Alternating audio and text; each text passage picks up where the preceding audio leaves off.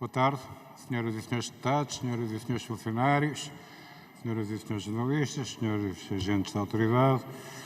Podem abrir as portas a quem puder entrar e vamos dar início a este debate quinzenal. A agenda e ordem de dia da nossa reunião plenária de hoje e vou dar a palavra, neste caso, a ordem de intervenção começa pelo Bloco de Esquerda. Está-me aqui o Sr. Secretário a dizer que há uns anúncios para fazer, daqui a bocado vai haver mais, mas pode fazer já esses, faz favor, enquanto esperamos.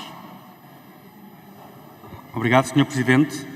Passo a anunciar o projeto de lei número 259/14, da iniciativa do Sr. Deputado João Oliveira e outros, do PCP, que reduz o financiamento público aos partidos políticos e às campanhas eleitorais. Projeto de resolução número 325/14, do Sr. Deputado André Ventura, do Partido Chega, pela promoção de medidas que impeçam o corte do abastecimento de água às famílias e pela redução das tarifas cobradas pela prestação deste serviço. Baixa a 11ª Comissão e o primeiro projeto de lei do PCP baixa à primeira Comissão. Muito obrigado, Sr. Secretário. Estava só a dizer que sei que daqui a pouco vão chegar mais projetos que tenho que anunciar, mas de qualquer forma, mais vale irmos fazendo estas coisas de pouco e pouco. E tem a palavra para iniciar o debate quinzenal com o Sr. Primeiro-Ministro, a Sra. Deputada Catarina Martins, em nome do Grupo Parlamentar do Bloco de Esquerda. Faz favor, Sra. Deputada.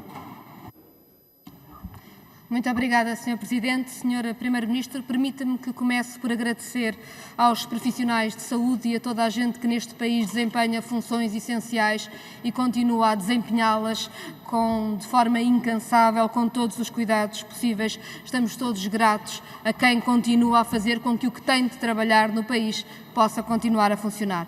Agradecer também a todos os que, não tendo funções essenciais neste momento, se recolhem nas suas casas, cumprem o isolamento social, porque é igualmente importante, é assim que uns e outros damos o nosso contributo para este momento tão difícil. Sr. Primeiro-Ministro, sabemos que este período será longo e que coloca uma enorme pressão no Serviço Nacional de Saúde. Sabemos mesmo que o desafio que é posto aos cuidados de saúde pode ser para lá da capacidade instalada no SNS. Seguramente concorda comigo que ainda bem que trabalhamos tanto para reforçar o Serviço Nacional de Saúde, mas sabemos que não chega e que será necessário mais. E vemos as notícias de como os hospitais privados se têm portado. Eu lembro, por exemplo, a CUF e a forma como fechou logo as urgências, ou a irresponsabilidade no Hospital da SAMS, mas também como vemos laboratórios privados a fazerem dinheiro com os testes e a venderem testes mesmo a quem não tem prescrição médica, ou a venderem testes ao Estado por 100 euros, quando os testes têm um custo de 30 euros. E, portanto, a questão que eu lhe queria colocar, Sr. Primeiro-Ministro, é se esta não seria a altura de fazer requisição civil aos privados para garantir todos os meios, com a articulação e a hierarquia necessária, com a continuidade de cuidados e com o fornecimento de equipamentos que é necessário.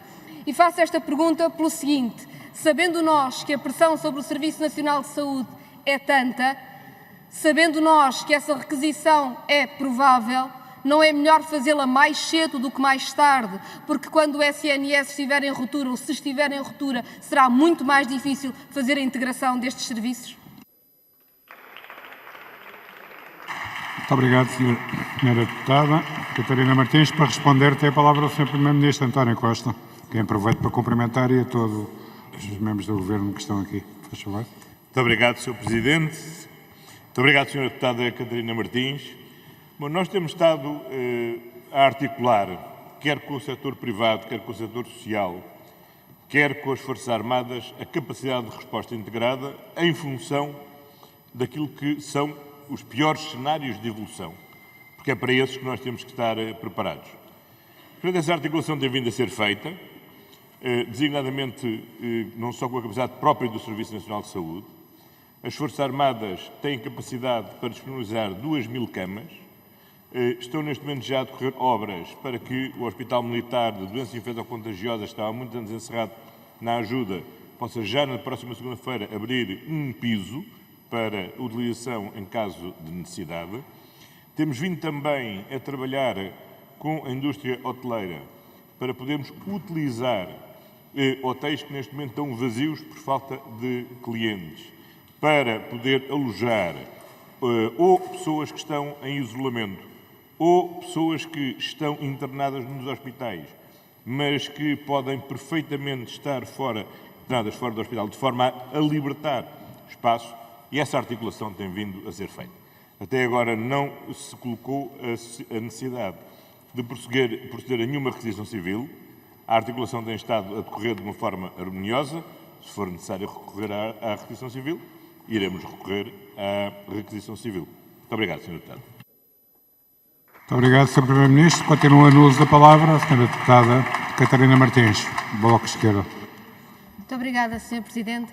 Sr. Primeiro-Ministro, a nossa preocupação é mesmo que a própria estratégia sobre os cuidados de saúde seja pensada para a Covid e para todas as outras questões de saúde que permanecem. E, portanto, seguramente precisamos de uma capacidade grande e articulada e precisamos também de garantir que há a produção industrial necessária, nomeadamente para os equipamentos de produção de proteção individual que têm vindo a faltar e, portanto, também achamos que este podia ser o momento do Governo ter uma intervenção sobre a capacidade de produção em Portugal para garantir que não faltam equipamentos ou outros meios que sejam necessários na saúde e nas outras áreas.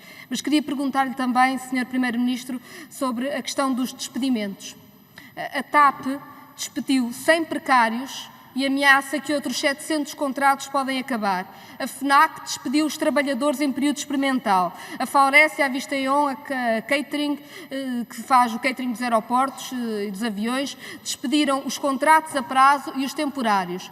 O próprio IFP não está a pagar aos formadores. E, portanto, sabendo nós que temos aqui uma crise prolongada e complicada e o Bloco de Esquerda concorda com o Sr. Primeiro-Ministro quando diz que a nossa prioridade tem de ser proteger o emprego, a pergunta que lhe fazemos é se não acha que está na altura de irmos mais longe para defendermos o emprego, nomeadamente fazendo aos contratos precários, temporários, a prazo, o mesmo que se fez nos contratos de renda, prolongar-se para garantir que não acabam neste período, porque mandar alguém para o desemprego neste período, então é a pior das soluções. É claro para nós que a economia precisa de mais apoio para manter o emprego. Não temos dúvidas nenhumas sobre isso e, nomeadamente, apoio mais rápido, nomeadamente para as micro, pequenas e médias empresas, que são quem garante a maior parte do emprego em Portugal. E, portanto, a pergunta que lhe faço é se o Governo não considera mais apoio, com mais condicionalidade para manter o emprego e, nomeadamente, chamando a banca a este esforço e garantindo a suspensão das prestações bancárias das empresas neste período. Muito obrigado. Senhora Deputada, tem a palavra o Sr. Primeiro-Ministro para responder. Muito obrigado, Sr. Presidente. Muito obrigado, Sra. Deputada Catarina Martins. Como temos dito, a medida mais importante para sustentar o rendimento é garantir o emprego. E para isso temos que manter as empresas em atividade. E é isso que tem norteado o conjunto de medidas que alinhamos. Medidas de agilização de pagamentos de fundos comunitários, medidas de novas linhas de crédito, medidas de adiamento do cumprimento de obrigações fiscais ou contributivas para com o Estado e a agilização do recurso ao layoff, de forma a permitir sustentar os postos de trabalho. E no conjunto destas medidas condicionamos, em primeiro lugar, o recurso ao layoff não permitirá extinção de postos de trabalho, despedimentos por extinção de postos de trabalho, nem permitirá o recurso a despedimentos coletivos. Temos vindo a monitorizar aquilo que tem sido o recurso a despedimentos coletivos. E os dados que temos, é se compararmos entre 1 de março e 20 de março deste ano, com 1 de março e 20 de março do ano passado, é que, enquanto no ano passado tivemos 9 processos abrangendo 56 trabalhadores de despedimentos coletivos, neste momento tivemos, neste mês, 28 processos abrangendo 304 trabalhadores. Ora, nós temos vindo a condicionar o conjunto destas medidas, precisamente à ausência de despedimentos coletivos. Agora, é evidente que é impossível o Estado impor, como tem de impor para a salvaguarda da saúde pública, o encerramento de empresas, sem que isso reflita necessariamente no seu funcionamento. Não é possível uma companhia de aviação ter praticamente toda a sua frota paralisada, sem que isso se reflita também nas suas relações contratuais. E, como eu creio que todos hoje tivemos uma consciência mais nítida na informação que nos foi dada sobre o estudo epidemiológico, o impacto desta crise na economia vai ser muito mais profunda e, sobretudo, muito mais duradoura. E, portanto, nós temos que criar aqui alguns mecanismos, temos que permitir que haja alguns mecanismos de respiração, concentrando um esforço muito importante nos próximos 3 meses para aguentar aquilo que é essencial aguentar. Procurar preservar as empresas sem que elas abram precocemente falência, sustentando o emprego na medida do possível e sustentando o rendimento das famílias também na medida do possível. E isto tem que ser um esforço conjugado e tripartido. E mais, eu diria mesmo quadripartido, e sinalizou bem, o contributo que a banca tem a dar. E, finalmente, na sexta-feira passada, o Banco Central Europeu definiu o último esclarecimento que tinha a dar sobre o quadro que foi definido para permitir aos bancos, sem afetar a sua rácio de solvabilidade e projetar riscos sobre novas crises financeiras, adotarem moratórias, quer quanto a particulares, quer quanto a empresas, e aquilo que temos programado é que, durante esta semana, o Governo possa aprovar o quadro legislativo necessário para que essas moratórias de crédito, seja a particulares, designadamente no crédito à habitação, seja a empresas, estejam asseguradas. Isso é absolutamente fundamental para que não haja uma pressão excessiva e haver também, quer do lado dos particulares, quer do lado das empresas, capacidade de respiração. E quanto ao emprego, temos vindo a monitorizar, vamos estar a monitorizar, mas creio que não é possível termos a ilusão, e não devemos criar essa ilusão junto dos portugueses, que é possível viver esta crise que estamos a viver sem que o emprego sofra um impacto. Muito obrigado, Sr. Primeiro-Ministro. Continua o uso da palavra a Sra. Deputada Catarina Martins, por favor. Muito obrigada, Sr. Presidente. Sr. Primeiro-Ministro, agradeço-lhe as respostas e a intervenção que está a ser feita sobre o setor bancário, de que aqui nos dá nota. É uma matéria que estamos a acompanhar e que, noutra altura, esperamos poder também continuar a discuti-la. Chamava a atenção para o seguinte: os despedimentos coletivos são uma gota no oceano. E se nós não travamos o despedimento de trabalhadores precários, contratos a prazo, temporários, nós estamos a sacrificar a geração mais jovem. E da mesma forma que temos de proteger a geração mais velha do ponto de vista sanitário, porque são os que estão em risco maior de saúde, também a mais jovem está em risco maior do ponto de vista da economia e precisa de medidas bem claras para a proteger. Queria fazer-lhe uma pergunta sobre o próximo Conselho Europeu. O Ministro das Finanças alemão hoje disse que rejeitava a ideia de eurobonds e, portanto, de uma solidariedade europeia. Nós sabemos que a flexibilização de regras europeias não quer dizer nada sem garantias de que a austeridade não é imposta depois outra vez no futuro. Vamos precisar de investimento e solidariedade porque já percebemos que nem o vírus nem a crise económica conhecem fronteiras e, portanto, do nosso ponto de vista, é importante que o BCE entre em campo o mais cedo possível, financiando diretamente os Estados e, nomeadamente, a sua capacidade tanto na saúde como na segurança social, e gostávamos de saber o que é que o Governo português pensa sobre esta matéria. Muito obrigado, Sra. Deputada. Para responder, tem a palavra o Sr. Primeiro-Ministro, por favor. Muito obrigado, Sr. Presidente. Muito obrigado, Sra. Deputada Catarina Martins, sinteticamente, que já tem mais tempo do que eu. Em primeiro lugar, nós temos bem consciência do impacto sobre os jovens e, por isso, renovamos as bolsas de emprego científico e as bolsas de estágio do IFP e estamos também a fazer um esforço, designadamente com o Centro Tecnológico do setor do vestuário, para mobilizar grande parte, por exemplo, da indústria têxtil para produzir um conjunto de equipamentos que nós estamos a adquirir. Quanto ao Conselho Europeu, é uma discussão decisiva. Esta é a melhor prova que não termos concluído a União Económica e Monetária a tempo.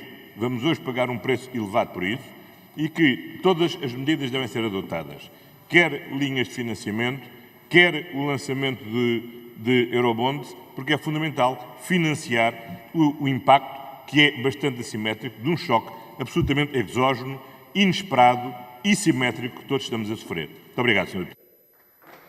Muito obrigado, Sr. Primeiro-Ministro.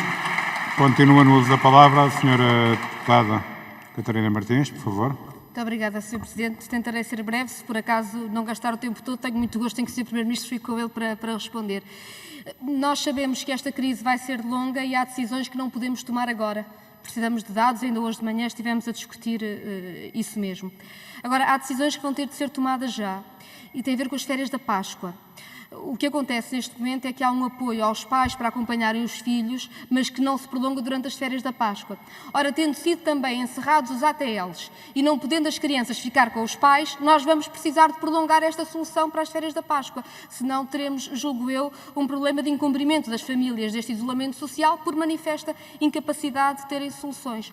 Por outro lado, pergunto também se o Governo não pondera estender este tipo de apoios, nomeadamente a pessoas que tenham idosos ou pessoas com deficiência em centros de dia ou outros tipos de apoios sociais que encerraram, ou mesmo nos casos em que seja possível, para que pessoas que estavam em lares pudessem estar em casa.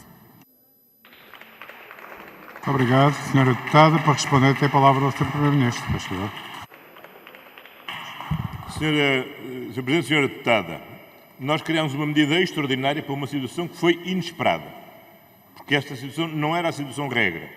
Vamos mantê-la nas férias da Páscoa para as creches, porque as creches deveriam continuar a funcionar e não vão funcionar. Mas não vamos manter relativamente àquela situação que era previsível e que não foi por isso inesperada. E temos que ter em conta que provavelmente no dia 9 de abril a decisão que estaremos a tomar é prolongar esta situação e esta medida muito para além das férias da Páscoa. Muito obrigado, Sr. Muito obrigado, Sr. Primeiro-Ministro. É a vez do Grupo Parlamentar do PS. Tem a palavra o Sr. Deputado Luís Carneiro. Faz favor. Sr. Presidente da Assembleia da República, Sr. Primeiro-Ministro, Senhoras e Senhores Deputados, quero começar por deixar uma palavra de pesar às famílias das vítimas mortais de Covid-19 e de solidariedade a todas e a todos quantos em Portugal e no mundo combatem esta pandemia. Permitam-me também que comece por enaltecer o sentido patriótico dos profissionais de saúde que arriscam as suas vidas por todos nós, nos hospitais, nos centros de saúde, nas farmácias, nos lares de idosos, no INEM, nos bombeiros, em todos os lugares onde é necessário estar um olhar atento e comprometido com aquelas e com aqueles que mais precisam, os doentes, os idosos, os sem-abrigo, as crianças com necessidades especiais. Hoje são uns, amanhã seremos nós. E o que queremos é ser tratados com humanidade, pelas nossas famílias, pelos nossos amigos e pelos profissionais de saúde. Manifestar-lhes gratidão e, pois, para todos nós um dever deste Parlamento. Comemoramos hoje também o Dia Nacional do Estudante.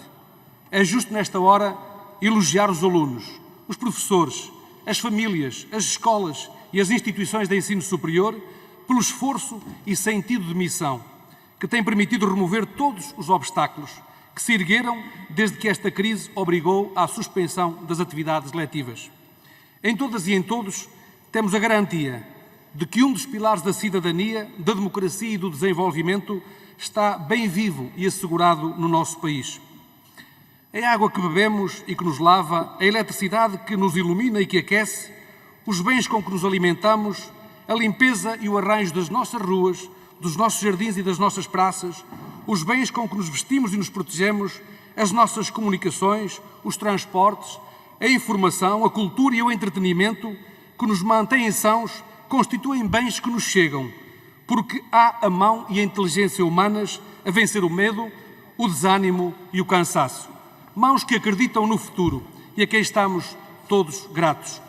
Às forças, serviços de segurança e aos militares que com a força e a sabedoria garantem a aplicação das medidas de saúde pública e de proteção civil, num exercício concreto da autoridade democrática que é sinónimo de liberdade, é também devida uma palavra de agradecimento. Sensibiliza-nos ainda, Sr. Primeiro-Ministro, o civismo e a solidariedade da esmagadora maioria dos portugueses, que respeitam as determinações das autoridades de saúde e as orientações políticas do Governo. Em todas as freguesias e municípios, vilas e cidades deste país, se encontram exemplos de uma cidadania exemplar. Nas cidadãs e nos cidadãos comuns, nas IPSS, nos empresários e nos milhares de autarcas que dão a melhor prova de serviço público, assentamos, todos nós, a nossa firme convicção de que esta Rede Nacional de Solidariedade Automática contribuirá para ampliar e dar solidez às medidas adotadas pelo Governo. Senhor Primeiro-Ministro, faz hoje 7 dias que o Parlamento autorizou a determinação por parte do Sr. Presidente da República do estado de emergência. Afirmou Vossa Excelência neste Parlamento que as medidas que o Governo viesse a adotar seriam proporcionais, limitadas e adequadas às exigências do país. E mais disse que o combate à epidemia mobilizaria todos os meios do Estado por entender estar em causa salvar a vida dos portugueses. E acrescentou que também é dever do Governo salvar a economia, os empregos e o rendimento das famílias. Para a honra da nossa democracia parlamentar, assim tem acontecido. No cumprimento do estado de emergência, o Governo adotou medidas que, limitando algumas das liberdades individuais para efeitos de proteção coletiva, tratou de garantir que todas e todos os trabalhadores que contribuam para a produção de bens e serviços essenciais, seja a segurança, seja a solidariedade, terão a proteção e o apoio devidos do Estado para o seu exercício.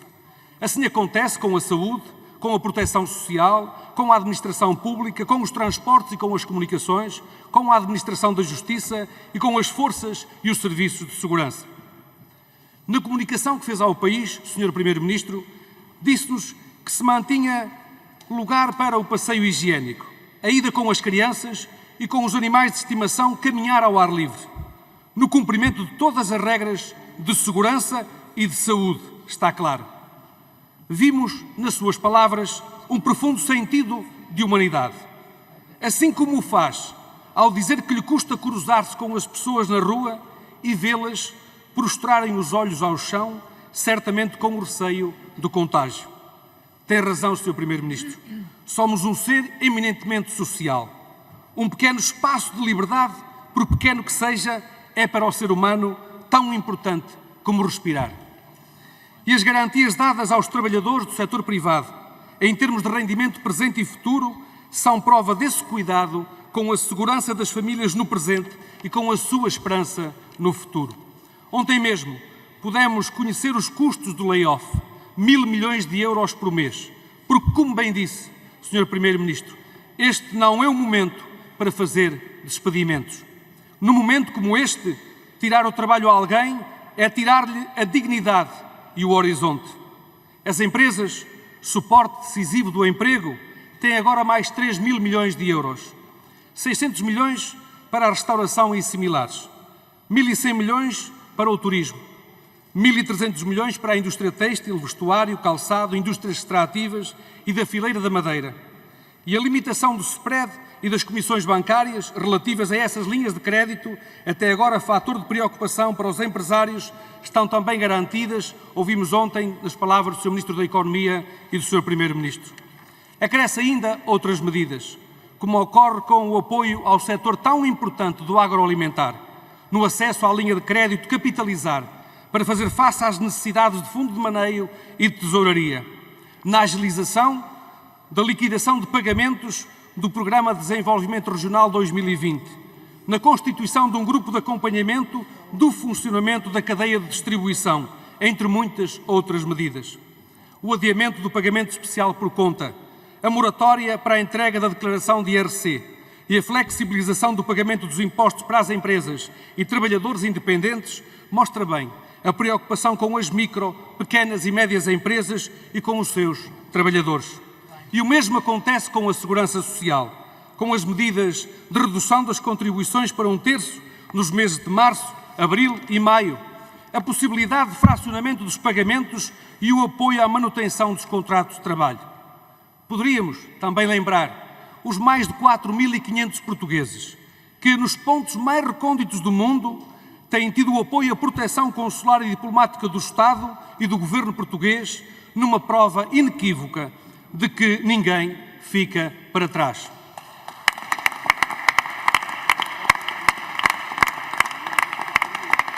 Senhor Primeiro-Ministro, com esta atitude de humildade e sentido do dever democrático, com a ponderação no processo de decisão, nunca dispensando o parecer técnico e científico das autoridades de saúde nacionais e europeias, e com a adoção de medidas proporcionais e limitadas às necessidades do país, o Sr. Primeiro-Ministro é hoje o grande intérprete da vontade nacional para vencer esta crise. Tem para esse efeito todo o nosso apoio. Permita-me, para concluir, uma pergunta. Sabemos que o esforço de cooperação nacional e a sua liderança são muito relevantes, mas não dispensam, antes exigem um forte comprometimento da União Europeia para continuarmos a manter estas medidas. Pergunto, pois, que medidas poderá a União Europeia adotar para fazer face a esta crise que é, antes de mais, de saúde pública e que não deixa de ser já uma grande crise económica e social? Disse. Obrigado, Sr. Deputado. Para responder, tem a palavra o Sr. Primeiro-Ministro. Muito obrigado, Sr. Presidente. Muito obrigado, Sr. Deputado José Luís Carneiro. Este, de facto, não é só um desafio na área da saúde. É, desde logo, um desafio ao nosso sentido de vida em sociedade, ao espírito comunitário que temos que manter entre cada um de nós. Porque é nestes momentos difíceis que vem ao de cima o melhor de nós ou o pior de nós. E temos, felizmente, temos visto, felizmente, muitos exemplos do extraordinário civismo do conjunto do país, da solidariedade entre gerações, do apoio de vizinhos a apoiar idosos que estão isolados e que não podem sair à rua, das autarquias locais que se têm mobilizado, das empresas que, estando encerradas, fazem um esforço extraordinário para manter os postos de trabalho, das famílias que fazem um esforço enorme para se adaptarem às dificuldades que surgem de terem os estabelecimentos de ensino encerrados ou estarem apartados dos seus mais queridos, mais idosos. Tem sido um esforço extraordinário. Tem havido também os outros casos, e que não podemos nem devemos deixar de apontar e de censurar. Mas temos que pensar um pouco em todos, muitas vezes naqueles que nunca nos lembramos desde logo, que estão também a passar um momento particularmente difícil. É verdade que a população que está isolada, porque tem um dever de proteção especial, tem que merecer todo o nosso carinho e toda a nossa atenção. Mas não podemos ignorar, por exemplo, os de reclusos, que estão privados de visitas de familiares e que estão numa maior solidão que acrescenta à perda da liberdade a ausência de contacto com os seus mais queridos. Não podemos ignorar esse trabalho extraordinário, seguramente de todos os profissionais da saúde, mas não só, daqueles também que têm que assegurar o funcionamento da nossa sociedade no dia-a-dia, seja nas empresas onde trabalham, sejam assegurando serviços essenciais, como, por exemplo, a recolha do lixo, que tem que continuar a decorrer e que hoje sentem legitimamente maior receio relativamente a essa tarefa. O trabalho muito importante e até excessivamente invisível que a ASAI neste momento está a fazer para detectar as situações de fraude, de crime de especulação, para dar resposta e punir aquelas situações que já todos nós tivemos conhecimento do álcool, do gel, das máscaras, de outro material de proteção que está agora a ser vendido, aproveitando uma situação lamentável para ter um lucro fácil. E neste momento...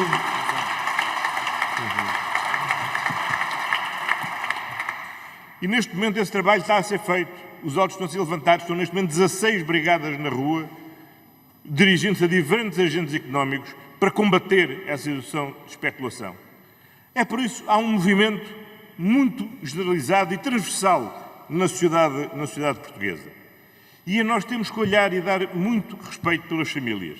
As famílias, naturalmente, das pessoas que estão lutadas, das pessoas que têm familiares doentes, das pessoas que neste momento estão ansiosas a aguardar os resultados das análises que fizeram para saber se estão ou não estão infectados, das pessoas que já tiveram a aguardar resultados e que felizmente tiveram o resultado de que não estão infectados, dos mais de 11 mil pessoas que neste momento estão sob vigilância, das pessoas que já tiveram doentes e que entretanto já estão curadas. Todas essas sofreram brutalmente. Os 2 mil portugueses que ainda hoje estão dispersos pelo mundo retidos e com dificuldades em regressar ao nosso país, porque as fronteiras foram fechadas, as ligações aéreas foram interrompidas e aqui estamos a procurar ajudar, seja por via das suas agências de viagem, seja diretamente, mais facilmente quando estão em grupos, mais dificilmente quando estão isolados, e o senhor deputado, que foi 4 anos secretário de Estado das Comunidades Portuguesas, sabe bem as dificuldades que é de mantermos permanentemente essa ligação. E com os nossos compatriotas,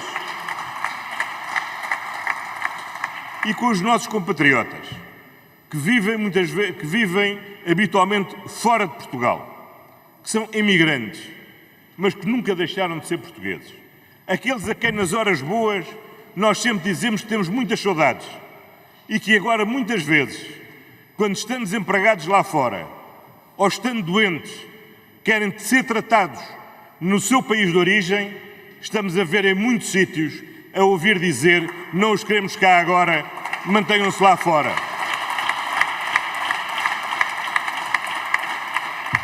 E é a altura de dizer que não. Esta é a mesma altura de nós afirmarmos o Portugal decente que queremos ser.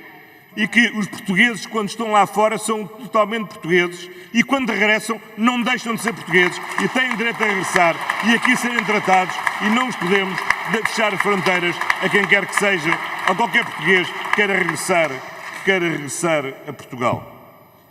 É verdade. E a União Europeia?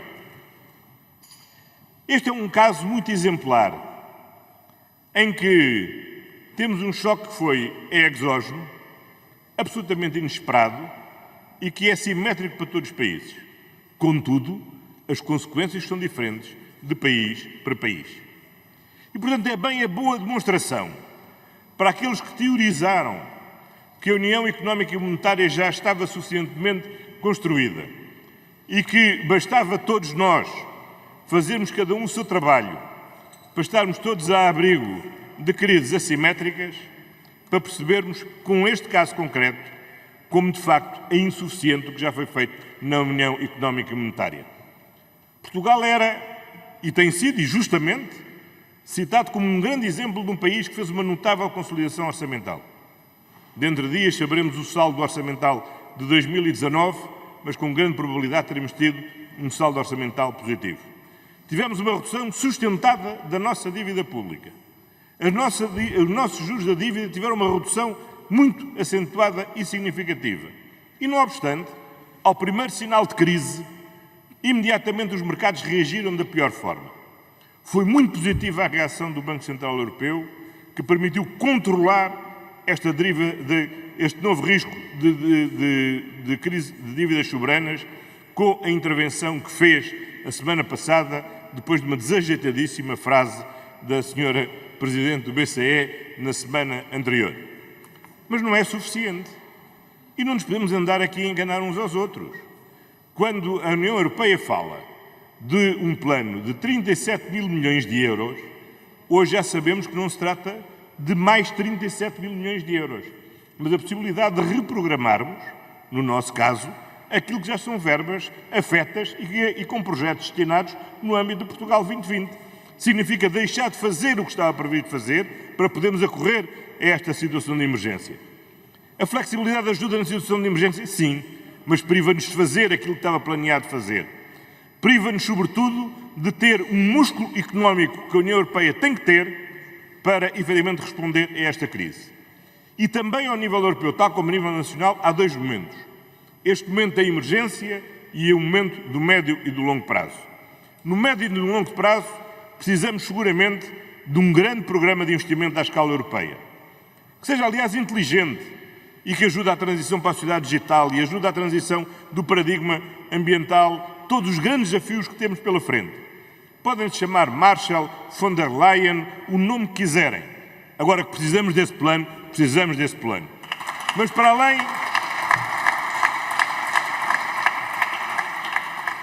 para além do médio prazo e do longo prazo, precisamos de uma resposta já. E essa resposta já implica, efetivamente, dinheiro novo. Dinheiro novo para responder aos custos acrescidos que os Serviços Nacionais de Saúde estão a ter em toda a Europa. para dotarmos todos os profissionais com os equipamentos de proteção que necessitam, para podermos aumentar o número de testes na população, para dotar o Serviço Nacional de Saúde com os equipamentos acrescidos que têm que ter nesta situação de normalidade em que estamos. Mas também para dar a resposta que é essencial, para não acrescentarmos à crise sanitária uma crise económica e uma crise social. Os apoios que estamos a dar às empresas, os apoios que estamos a dar ao rendimento das famílias requerem uma resposta comum. E o problema não é um problema português, espanhol, italiano ou alemão ou holandês. É um problema comum de toda a União Europeia e por isso deve ter uma resposta comum de toda a União Europeia. E é por isso até, para além do aspecto financeiro, do ponto de vista político, para que a Europa de facto possa dizer aos seus cidadãos e a todo o mundo que responde conjuntamente, que era até simbolicamente muito importante poder haver uma emissão conjunta de dívida tituladas por eurobonds, coronabonds ou como lhes queiram chamar. Agora, que devia haver essa resposta, primeiro para financiamento das necessidades. Vou já terminar, Sr. Presidente. Não só para financiamento das necessidades de financiamento, mas também porque era uma mensagem política fortíssima que a Europa dava no seu conjunto aos seus cidadãos e a todo o mundo, perante um desafio comum, respondemos em comum. Muito obrigado, Sr. Muito obrigado. Tem agora a palavra o Sr. Deputado Ricardo Batista Leite, do Grupo Parlamentar do PSD. Por favor. Muito obrigado, Sr. Presidente, Senhoras e Senhores Deputados, Sr. Primeiro-Ministro, Senhoras e Senhores Ministras, em particular a Sra. Ministra da Saúde, que tem liderado este combate, a batalha das nossas vidas contra o coronavírus. Através de si, cumprimento todos os profissionais de saúde que estão na primeira linha. É um combate que não vai ser fácil e vai ser longo e que, como já foi aqui lembrado, do qual já sortiram vítimas mortais do nosso país e deixamos uma mensagem de pesar a todas essas famílias que perderam os seus entes queridos, vítimas deste maldito vírus. Este tem que ser um momento de união. Nós somos, neste momento, companheiros, somos camaradas, somos esquerda, somos direita, temos que ser portugueses. E, portanto, Sr. Primeiro-Ministro, objetivamente, não deveríamos estar aqui nesta sala hoje. Não deveríamos estar aqui porque estamos a colocar em risco aquilo que é a segunda e a terceira figura do Estado, estamos a colocar em risco ministros que estão na linha da frente da resposta governamental, estamos a colocar em risco o órgão de soberania que é a Assembleia da República. Pedimos aos portugueses para ficarem em casa e nós deveríamos ter ficado em casa com uma comissão permanente a trabalhar aqui. Mas não foi esse o entendimento e, portanto, este não é, na nossa perspectiva, o tempo do debate político. Esse tempo voltará. Não ganhamos nada em pleno crescimento exponencial de novos casos de Covid-19 no nosso país, não ganhamos nada na disputa partidária a tentarmos encontrar as falhas uns dos outros. Portanto, aproveitemos este momento, Sr. Primeiro-Ministro, para evitar esse tipo de debate, para evitar esse tipo de questiúnculas e foquemo-nos na construção de soluções e a passar as mensagens essenciais aos portugueses. É isto que se exige de todos nós. E com isso, de facto, é com isso que os portugueses contam neste momento. Mais do que isso, é o futuro da nossa nação que disso depende.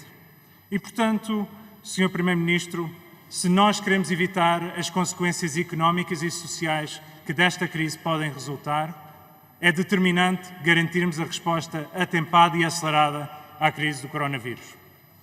Na realidade, o impacto económico e social será muito diferente se conseguirmos conter esta situação em 4 semanas ou em 4 meses. E por isso o foco tem que ser esse. E, portanto, é importante reforçar a mensagem, sim. Por mais difícil que seja, uma semana de confinamento em casa, as pessoas percebem quão difícil é ficar em isolamento, mas têm que ficar em casa. Mas mais do que isso, Sr. Primeiro-Ministro, temos que proteger os nossos profissionais de saúde. Eu sei que o Sr. Primeiro-Ministro concorda e já refletiu neste debate essa preocupação. Aqueles que estão na primeira linha são aqueles que estão mais expostos à infecção. aqueles que neste momento estão a infectar mais. Nós sabemos que 8% dos infectados, do total de infectados do nosso país, são profissionais de saúde. E muitos deles estão, neste momento, a referir a todos nós falta de material, falta de equipamento de proteção individual. E, portanto, é um momento para apelarmos. Tem havido um enorme esforço de recolha de donativos. A própria Direção-Geral da Saúde colocou no seu site para todas as empresas e aqueles que queiram fazer donativos de bens e serviços para irem colocar na Direção-Geral da Saúde, trabalharem com o Governo para que nós possamos, num esforço nacional e coletivo, garantir que aquilo que é a primeira resposta do nosso Serviço Nacional de Saúde, que são os profissionais na primeira linha, estejam protegidos. Cada médico que se infecta é menos um médico a tratar doentes. Nós temos que proteger os nossos profissionais de saúde para salvar vidas. E seria útil, Sr. Primeiro-Ministro, explicar a esta Câmara, mas acima de tudo ao país, o que o Governo está neste momento ativamente a fazer para garantir essa proteção. Muito obrigado.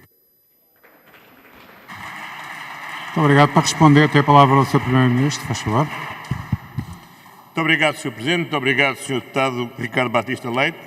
Então, como já tive a oportunidade de fazer do último debate que tivemos aqui, na Assembleia da República, eu quero saudar todos os partidos pelo sentido de unidade nacional com que temos enfrentado esta situação.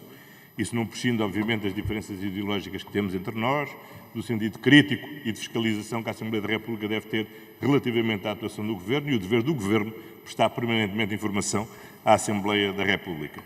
E para que essa relação e esse espírito de unidade se mantenha, é fundamental a relação de confiança, de transparência e de permanente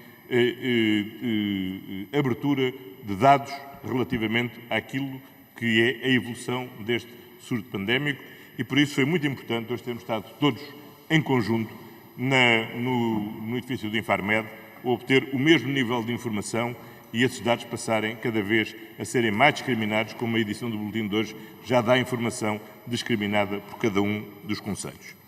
Como disse, isto não é fácil e, sobretudo, vai ser longo. Todos já temos consciência que, depois desta primeira curva pandémica, provavelmente podemos ter o risco de uma segunda. Sabemos que vamos ver mais um inverno sem que tenhamos uma vacina disponível e, ao mesmo tempo que, como dizia hoje de manhã,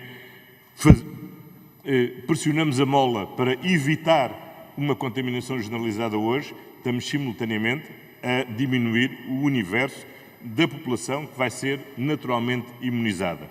E, portanto, nós temos que olhar para este desafio não como uma corrida de 100 metros, mas como uma maratona que vamos ter que travar, seguramente, até ter uma vacina disponível, diria que na primavera do próximo ano, ou, entretanto, os médicos terem conseguido identificar um tratamento que possa ser mais eficaz.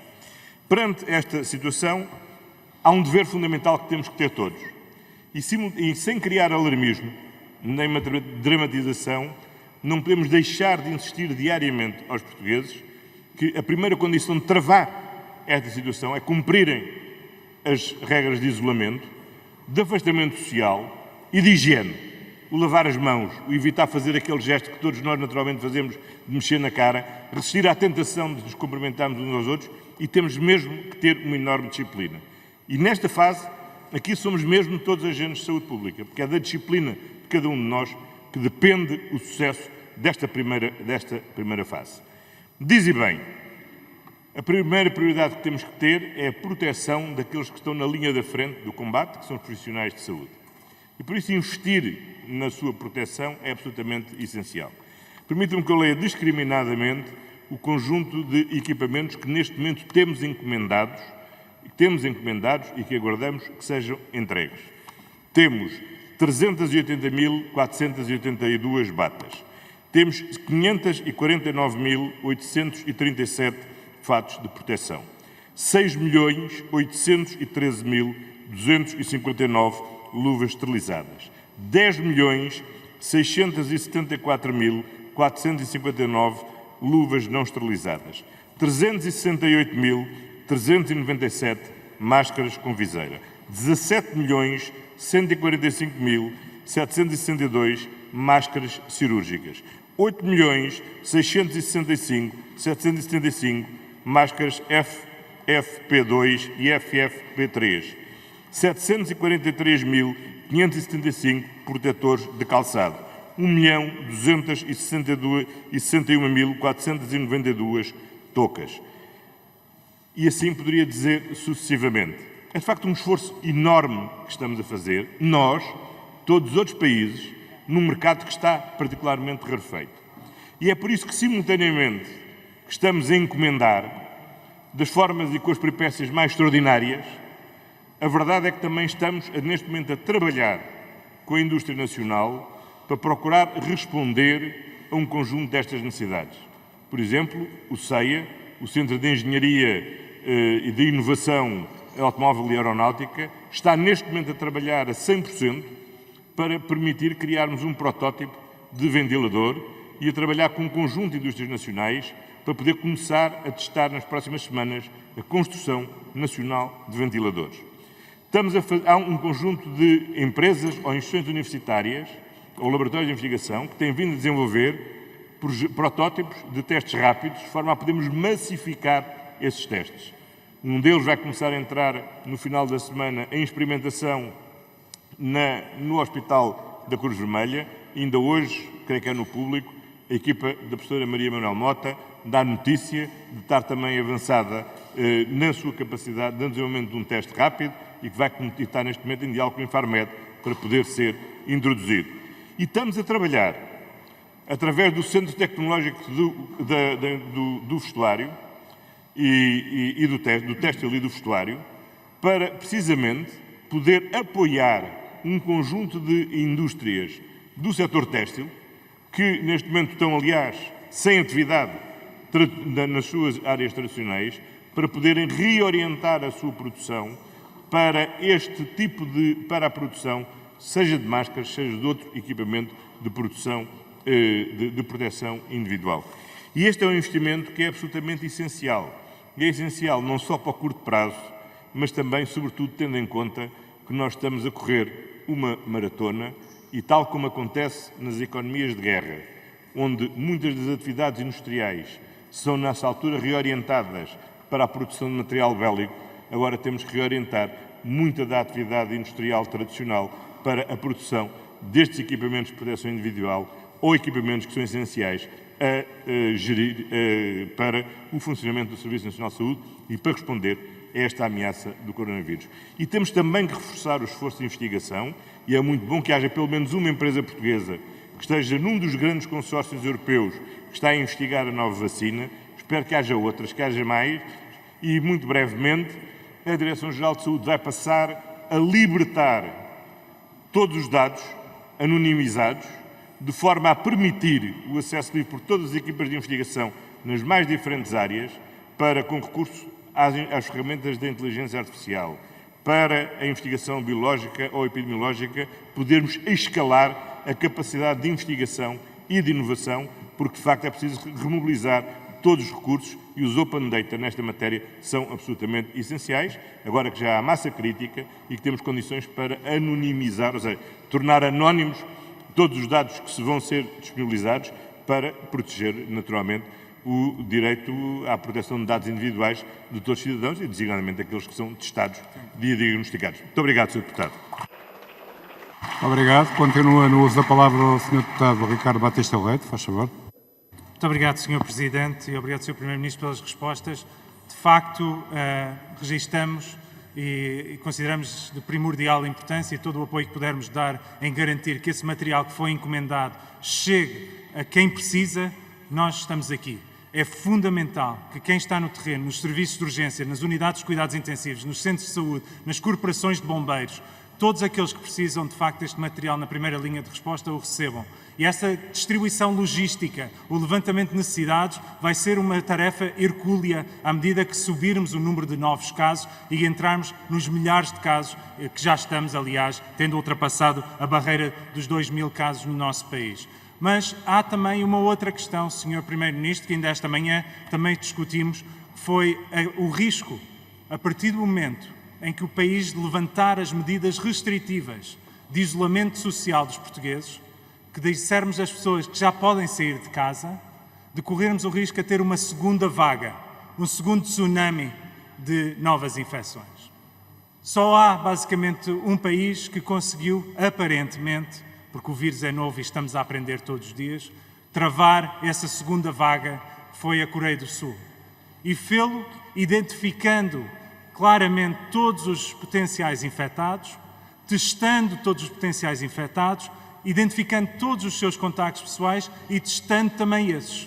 E, portanto, isto junta um esforço que tem que ser feito em termos de coordenação nacional, eventualmente articulação com outros órgãos do Estado, particularmente as Forças Armadas e outras, mas também envolve garantir o acesso atempado e de forma estratégica aos testes que o Sr. Primeiro-Ministro disse que já estão encomendados. Veremos se serão em quantidade suficiente, mas já vem uma primeira leva. E, portanto, Sr. Primeiro-Ministro, neste esforço de garantirmos que não há esta segunda vaga, na medida daquilo que é possível, pelo menos, controlar enquanto Estado, seria importante também os portugueses perceberem, da parte do Governo, o que está a ser feito e também que medidas extraordinárias serão necessárias da parte dos vários órgãos, incluindo este. Muito obrigado.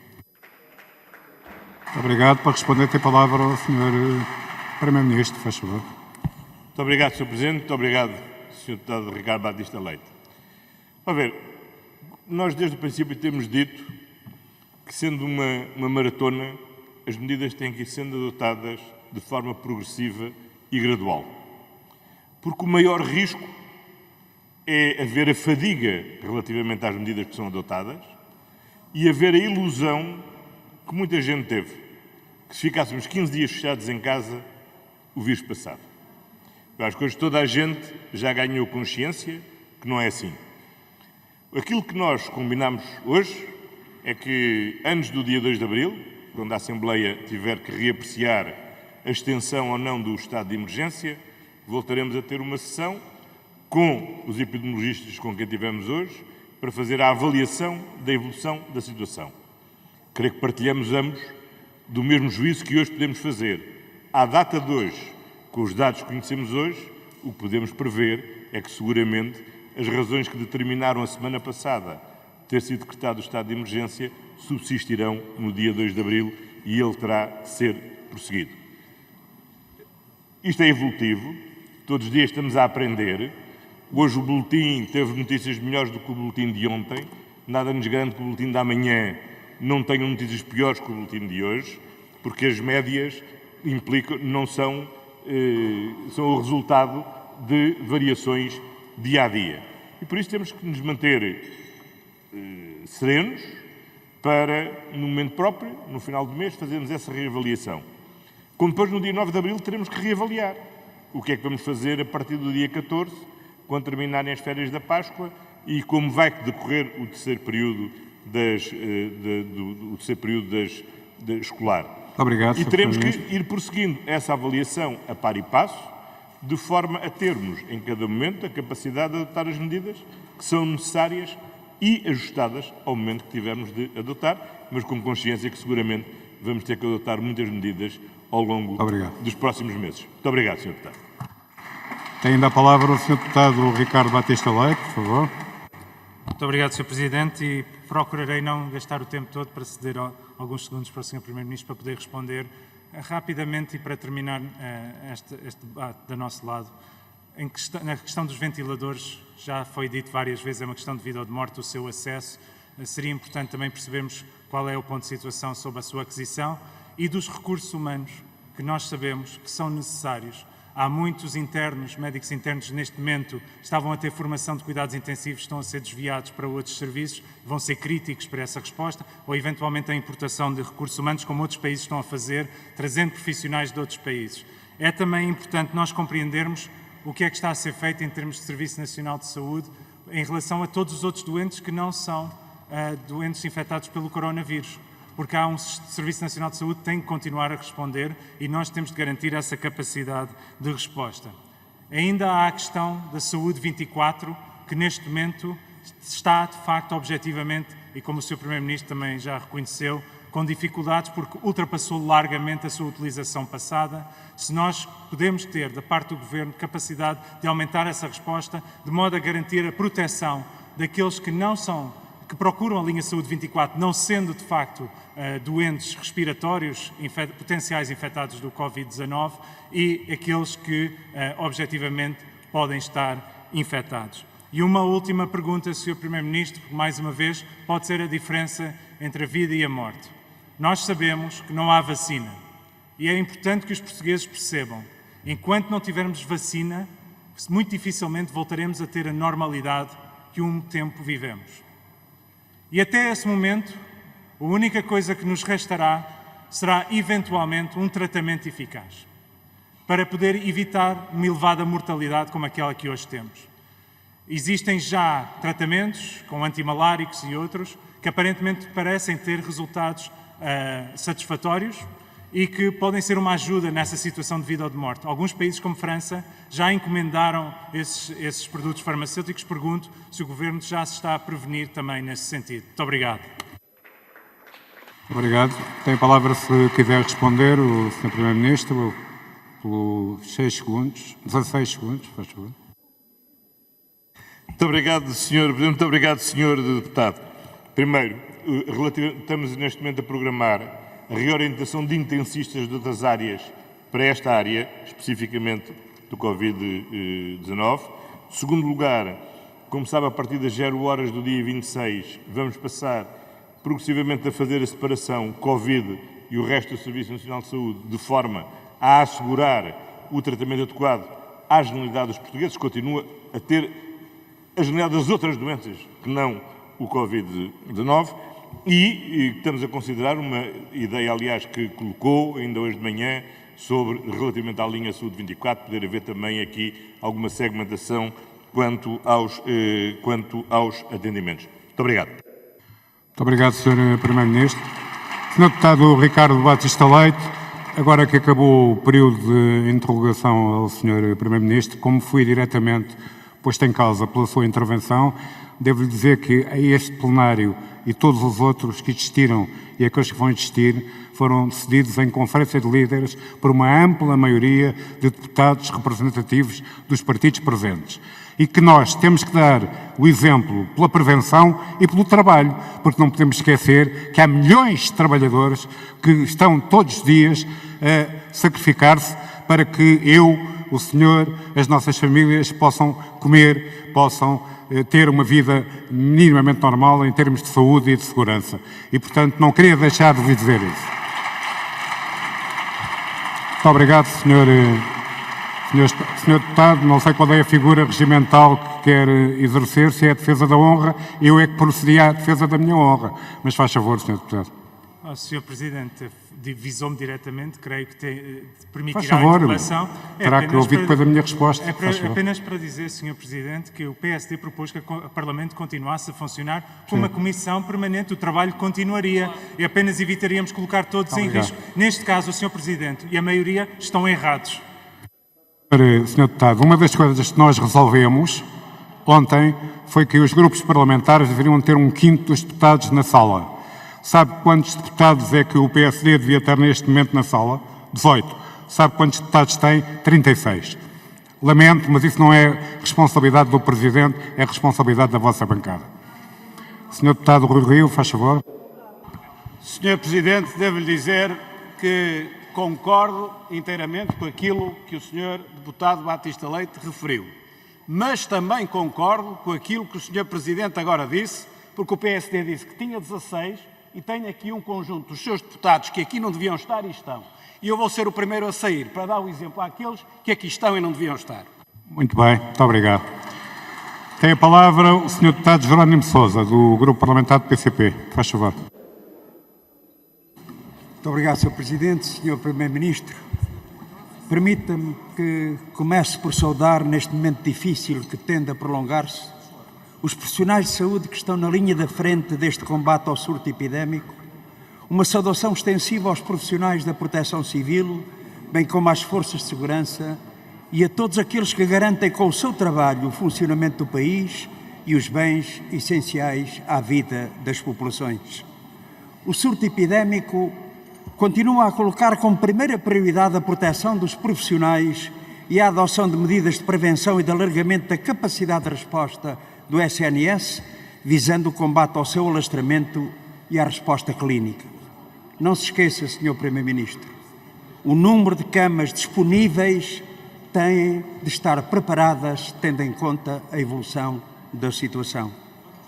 Mas se esta é a primeira prioridade, é preciso também intervir noutros domínios com medidas que protejam os salários e rendimentos, assegurem as atividades económicas nas condições possíveis, bem como a sobrevivência das micro, pequenas e médias empresas.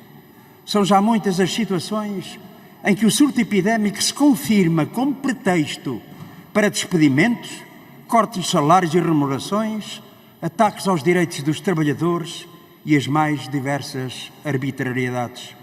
Uma das medidas mais urgentes a tomar é a da proibição de despedimentos, não apenas nas empresas que pretendam aceder aos apoios do Estado, mas em todas as empresas que sejam invocados motivos económicos para esse despedimento, incluindo os chamados falsos recibos verdes.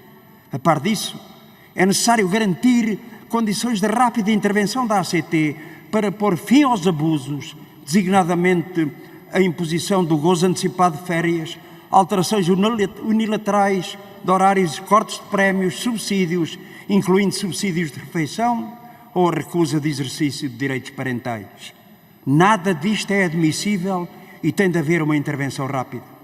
Uma outra preocupação, o problema dos trabalhadores que tiveram de ficar em casa a cuidar dos filhos na sequência do encerramento das escolas. Seja porque esta situação determina uma redução de salário de 60%, seja porque não está previsto aplicar esse regime de falta ao trabalho no período de férias da Páscoa, em que muitas famílias contavam com os ATLs que continuarão encerrados. A verdade é que neste momento há muitos milhares de trabalhadores a confrontarem-se com a necessidade de voltarem ao trabalho, deixando os filhos aos avós. Ora, sendo essa uma das situações que se pretendia evitar, é preciso que o Governo tome medidas para assegurar aos trabalhadores condições para que possam ser cumpridas as orientações de saúde que foram determinadas e que os seus direitos e rendimentos sejam postos em causa. Senhor Primeiro-Ministro, questionámos o Governo no último debate quinzenal em relação à situação dos idosos. Entretanto, as preocupações avolumaram-se não apenas em relação à situação daqueles que estão nos lares, mas também dos que dependem dos centros de dia. É necessário que sejam garantidas as condições de funcionamento dos lares, que assegurem a prevenção e a contenção do surto epidémico, e para isso é essencial que haja a devida articulação entre a segurança social e a saúde na tomada urgente de medidas. Mas temos outro problema. A situação dos idosos que precisam de apoio dos centros de dia para tomar a medicação a tempo e horas, para fazer a sua higiene, para tomar refeições. Com o encerramento dos centros de dia, estes idosos ficaram numa situação de desproteção, ou porque as instituições não têm trabalhadores nem veículos para prestar apoio domiciliário, ou porque os acordos com a Segurança Social não os contemplam. Seja num caso, seja noutro, é essencial que o Governo tome as medidas necessárias para reforçar a resposta de apoio ao domiciliário aos idosos para que os problemas de saúde não se agravem. Que resposta vai dar o Governo ao conjunto dos problemas que colocamos? Sim, Sr. Primeiro-Ministro, não lhe exigimos milagres, mas necessitamos de respostas. Muito obrigado. Obrigado, Sr. Deputado Jerónimo de Sousa. Para responder, tem a palavra o Sr. Primeiro-Ministro António Costa, por favor.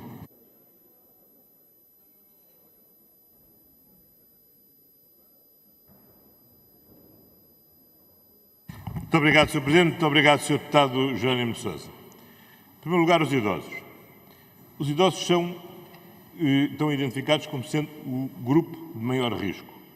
Têm maior risco de serem infectados, têm maior risco de, sendo infectados, terem doenças mais graves, tendo doenças mais graves, de carecerem mais de internamento e de internamento com tratamentos mais invasivos. Portanto, é um grupo de risco. E por isso, no conjunto de medidas que adotámos ao abrigo do estado de emergência, elegemos os idosos precisamente como um grupo que está sujeito a um dever especial de proteção. A palavra dever aqui visa, sobretudo, transmitir a mensagem a todos que têm mesmo que levar a sério a necessidade de se protegerem a sua saúde. Mas o dever de proteção especial impende sobre todos nós. E é por isso que nós temos que adotar todos um conjunto de medidas que permitam responder à situação dos idosos. Naturalmente, àqueles que estão nos lares. Ainda ontem houve uma reunião com todo o terceiro setor para adotar um conjunto de medidas que visam assegurar as melhores condições de proteção. Os idosos é o extrato populacional onde estamos a admitir, desde logo, a mobilização de unidades hoteleiras para poder haver a sua instalação quando carecem de cuidados que não podem ser assegurados por outros meios, mas também os idosos isolados. E aí tem sido extraordinário o movimento, quer espontâneo, de vizinhos ou de familiares, ou de instituições como as autarquias locais, que têm reforçado a sua rede social de apoio aos idosos isolados. E é muito importante, seja nas localidades, seja nos bairros das cidades, que essa ligação entre o comércio local, que está encerrado, designadamente a restauração, mas onde abrimos precisamente a hipótese, quer do serviço ao domicílio, quer da entrega ao domicílio, quer do levantamento da comida, é uma rede fundamental para apoio aos idosos que carecem de condições para se poderem alimentar.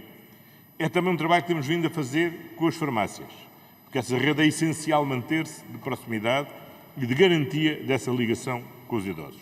E isso tem que ser e tem uma prioridade. Segunda situação, o que se passa com a economia.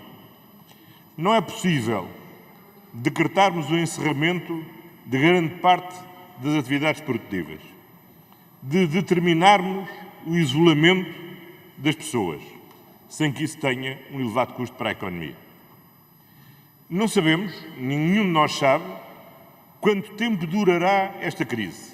Há uma coisa que todos sabemos, e hoje podemos confirmar, que antes de junho é muito prematuro termos uma visão de médio prazo sobre o impacto desta situação. E por isso, aquilo que o Governo tem adotado como princípio temos que segurar as situações que existem até ao final de maio, impedindo o encerramento de empresas, impedindo despedimentos e sustentando o rendimento das famílias. E isto exige aqui um esforço tripartido entre o Estado, as empresas, os trabalhadores. Exige que a banca também dê o seu contributo positivo, não só na boa execução das linhas de crédito, mas, sobretudo, na criação de moratórios, seja para as empresas, seja para as famílias, para podermos gerir este período de forma a todos nos conseguirmos atravessar este período de 3 meses com a melhor saúde possível, quer do ponto de vista físico propriamente dito, quer também do ponto de vista económico e do ponto de vista social. E aí podemos tomar decisões quanto ao futuro. E é isso que temos vindo a fazer. E é por isso que temos estado a monitorizar quais são as situações de desemprego.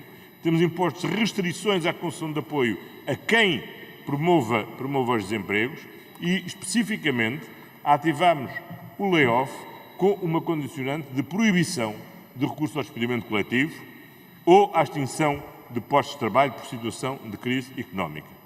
Agora, não vale a pena termos a ilusão de que é possível viver estes períodos de 3 meses sem custos para o Estado, sem custos para as empresas e sem custos também para quem trabalha. Vamos ter que repartir solidariamente este custo de forma a podermos viver estes 3 meses nas melhores condições possíveis e, a partir daí, podermos olhar e ver como é que se relança a economia no horizonte de médio prazo. Muito obrigado, Sr. Deputado. Muito obrigado, Sr. Primeiro-Ministro. Tem ainda a palavra o Sr. Deputado Jerónimo de Sousa. Faz favor. Muito obrigado, Sr. Presidente. Sr. Primeiro-Ministro, podia-lhe oferecer uma carta da TAP para despedir um trabalhador com um contrato a prazo. Sr. Primeiro-Ministro, nesta situação que atravessamos, não se pode parar a produção nacional, seja de alimentos, seja de medicamentos.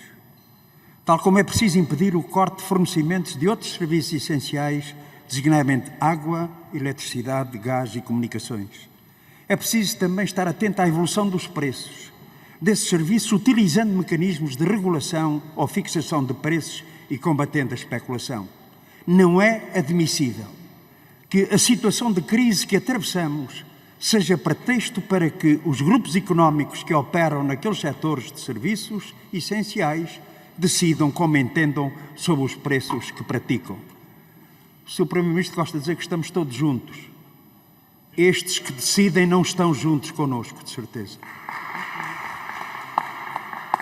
Não é admissível que a situação de crise que atravessamos seja pretexto para que os grupos económicos que operam naqueles setores de serviços essenciais decidam como entendam sobre os preços que praticam. O mesmo acontece com outros produtos cujos preços têm sido aumentados com pura e simples especulação. E não falamos apenas dos casos mais mediatizados que referiu, do álcool, do gel, das máscaras. Falamos de outros produtos, incluindo bens alimentares, como a carne, o peixe ou os legumes. É fundamental que haja uma ação determinada por parte das autoridades competentes de forma a combater a especulação. Sr. Primeiro-Ministro, ainda um último problema de incumprimento dos créditos bancários. Peço para concluir, Sr. Deputado. É essencial que se tomem medidas para que as dificuldades económicas que já estão a atingir as empresas, as famílias, levem muitas vezes ao incumprimento de créditos bancários. Por último mesmo, Sr. Presidente, Sr. Primeiro-Ministro, é fundamental que sejam tomadas medidas de apoio, particularmente do pagamento dos créditos ou outros que se revelam adequados face aos problemas das famílias e às micro, pequenas e médias empresas que atravessam. Não respondeu à questão das férias da Páscoa, gostaria de ouvir, portanto, a senhora. Sr. Primeiro-Ministro tem a palavra para responder, por favor. Sr. Presidente, muito obrigado. Sr. Deputado Jerónimo de Sousa, não respondi porque já tinha respondido anteriormente, mas vou repetir. Nós adotámos uma medida excepcional para apoiar as famílias cujas crianças deixaram de ter atividades letivas presenciais. Essa medida, porventura, vai ter de prosseguir para além das férias da Páscoa. E adotámos essa medida com natureza excepcional porque foi uma situação absolutamente imprevista. As férias não são uma situação imprevista. Sabemos bem que estas férias vão ter circunstâncias próprias. E por isso, relativamente às crianças que estão em creche, resolvemos manter, durante o período das férias, esse apoio. Agora, nós temos que ter em conta que esse apoio custa 296 milhões de euros por mês, que foi adotado por muita gente prevendo que durava só até às férias da Páscoa, mas que no dia 9 de Abril nós vamos ter que decidir se prossegue para além das férias da Páscoa. E do que sabemos hoje, não sabemos o que é que saberemos no dia 9 de Abril, mas quanto àquilo que sabemos hoje, sabemos com grande probabilidade o terceiro período não vai ser um terceiro período muito diferente do que tem sido estas últimas semanas. E por isso temos que balancear o conjunto destas medidas. Finalmente, e para concluir, a questão que me colocou, já tinha há pouco, tinha de obrigatoriamente referir, a ASAI está neste momento, precisamente com 16 brigadas da rua, a fazer ações de fiscalização. Já há 4 processos de crime que foram levantados, há mais 4 que estão em recolha de prova documental para transmissão ao Ministério Público e está a ser feita uma investigação sistemática nos setores de atividade mais críticos onde tem sido sinalizado haver tentativas de crime de especulação ou outros crimes de abuso de mercado que a ASAI está a agir e vai reprimir, porque, de facto, como diz, nós temos de estar todos juntos e não podemos permitir aqueles que usam esta oportunidade para não estarem juntos connosco. Muito obrigado, Sr. Deputado. Pelo Grupo Parlamentar do CDS-PP, o Sr. Deputado Telmo Correia, por favor. Muito obrigado, Sr. Presidente. Muito obrigado, Sr. Primeiro-Ministro, pelos esclarecimentos que nos foi dando. É, de resto, uma oportunidade esta nossa segunda reunião de hoje para sabermos mais sobre aquilo que estamos a discutir.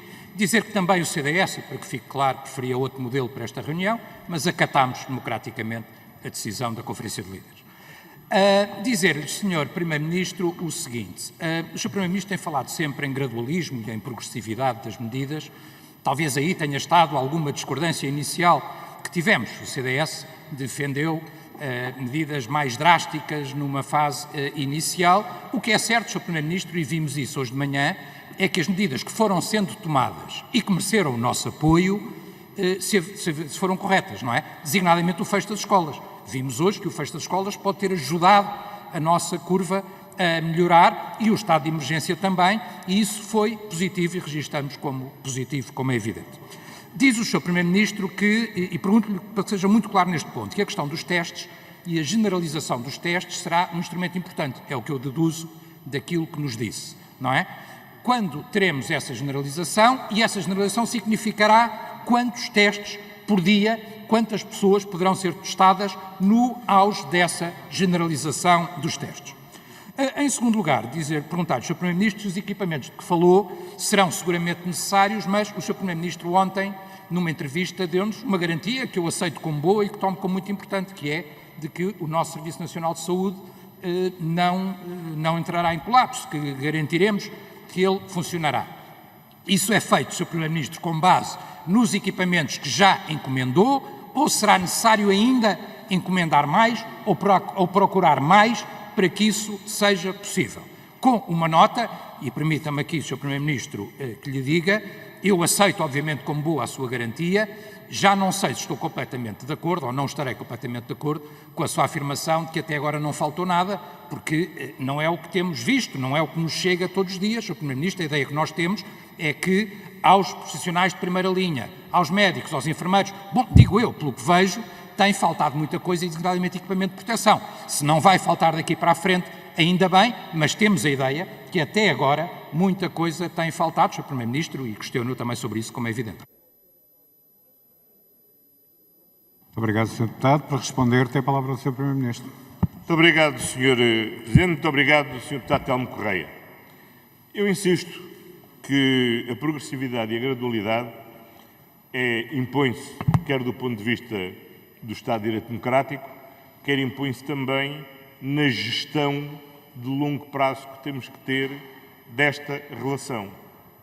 Eu não tenho a menor das dúvidas que muitas das pessoas que defenderam a adoção de medidas imediatas citavam habitualmente um caso que era o caso de Macau.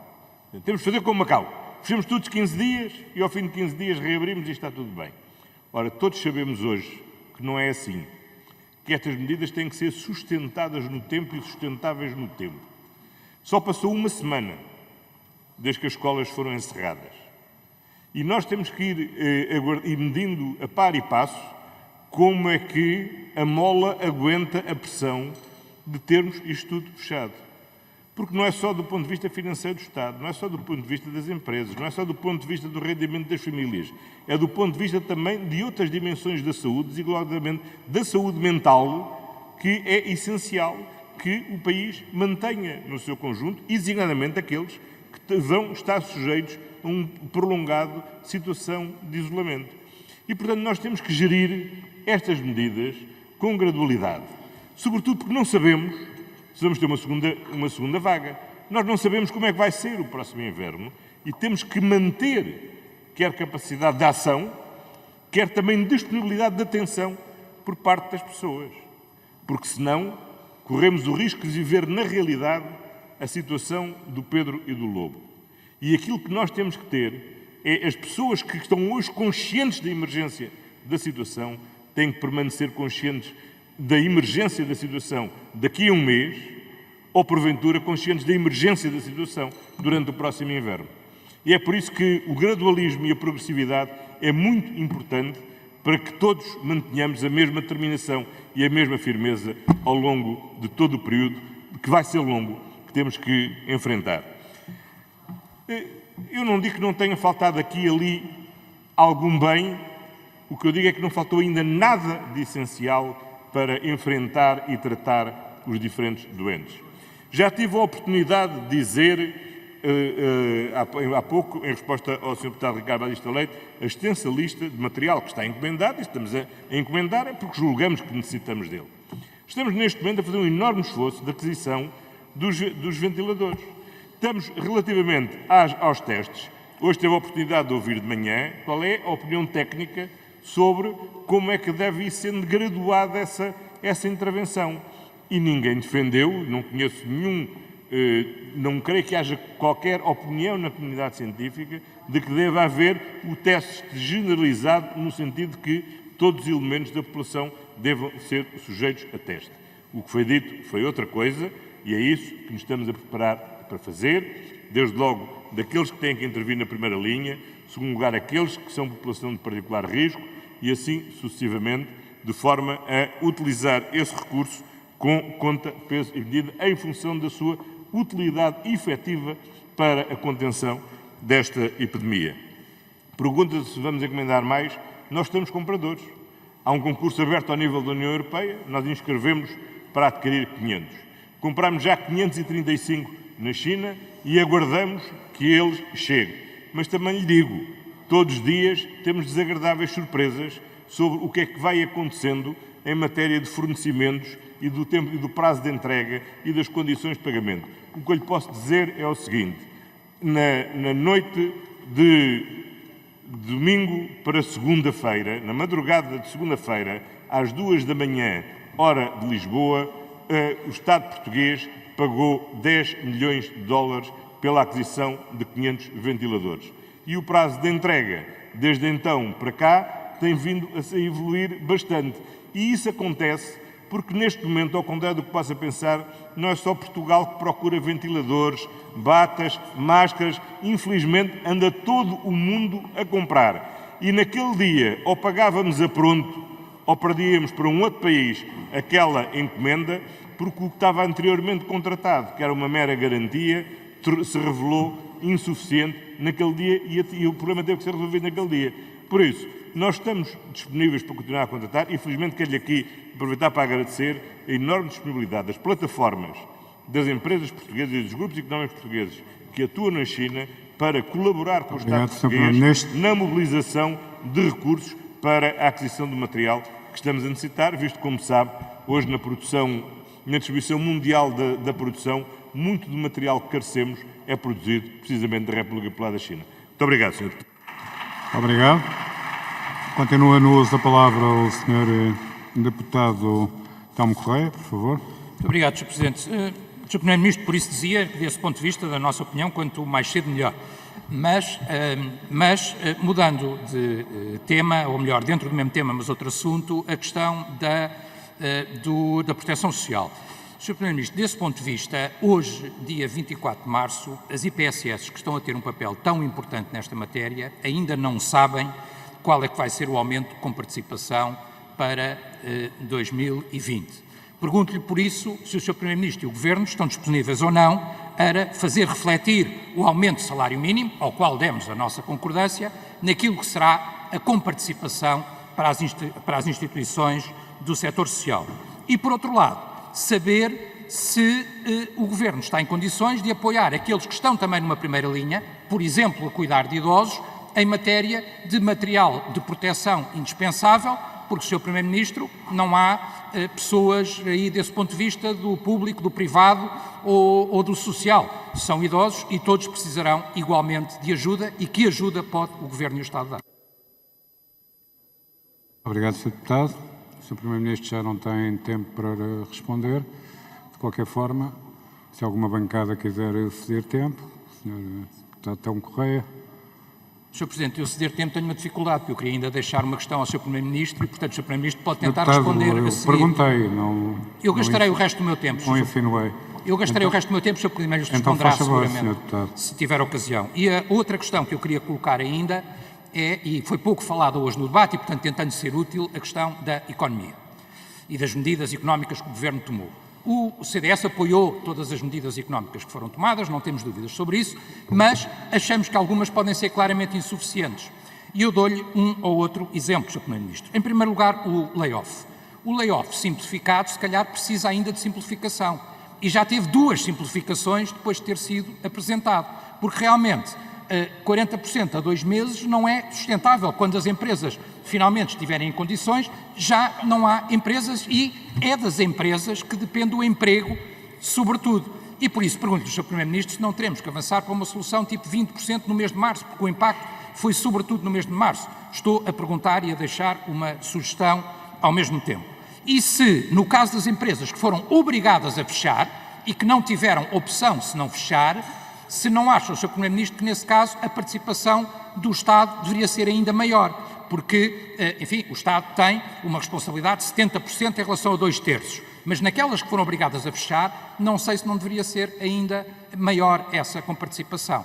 E não sei também, Sr. Primeiro-Ministro, se os pagamentos não deveriam ser assegurados diretamente pela Segurança Social, porque as empresas, na situação em questão, terem que fazer o pagamento para depois serem reembolsadas pela Segurança Social, vamos introduzir mecanismos que tornarão mais tarde e mais difícil esse mesmo pagamento. E acho até, como sugestão, Sr. Primeiro-Ministro, que devíamos evitar toda a burocracia. Muito obrigado. Ou seja, estou mesmo a terminar, Sr. Presidente, em alguns casos são pedidos pareceres do Instituto de Turismo, etc. Eu acho que é a altura de confiar. É a altura de confiar nas empresas e é a altura de pensar se não devemos mesmo suspender alguns pagamentos ou cancelar alguns pagamentos, designadamente em relação à TSU.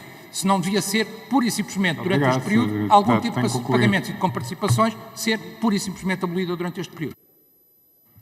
Muito obrigado.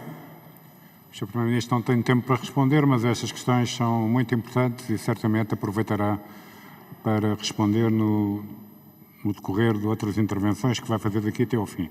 Tem a palavra o Sr. Deputado André Silva, do Grupo Parlamentar do PAN. Faz favor.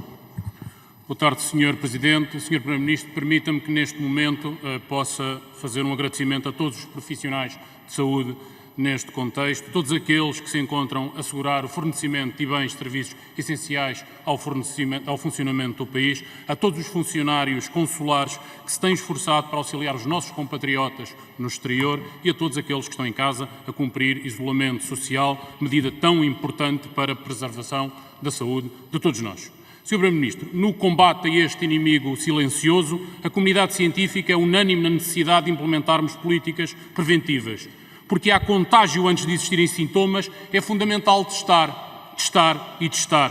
Testar com hierarquia de prioridades e rastrear.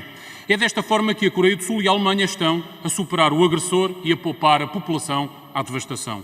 A identificação de casos na comunidade resulta em menos custos pessoais, sociais, políticos e económicos, tanto a médio como a longo prazo.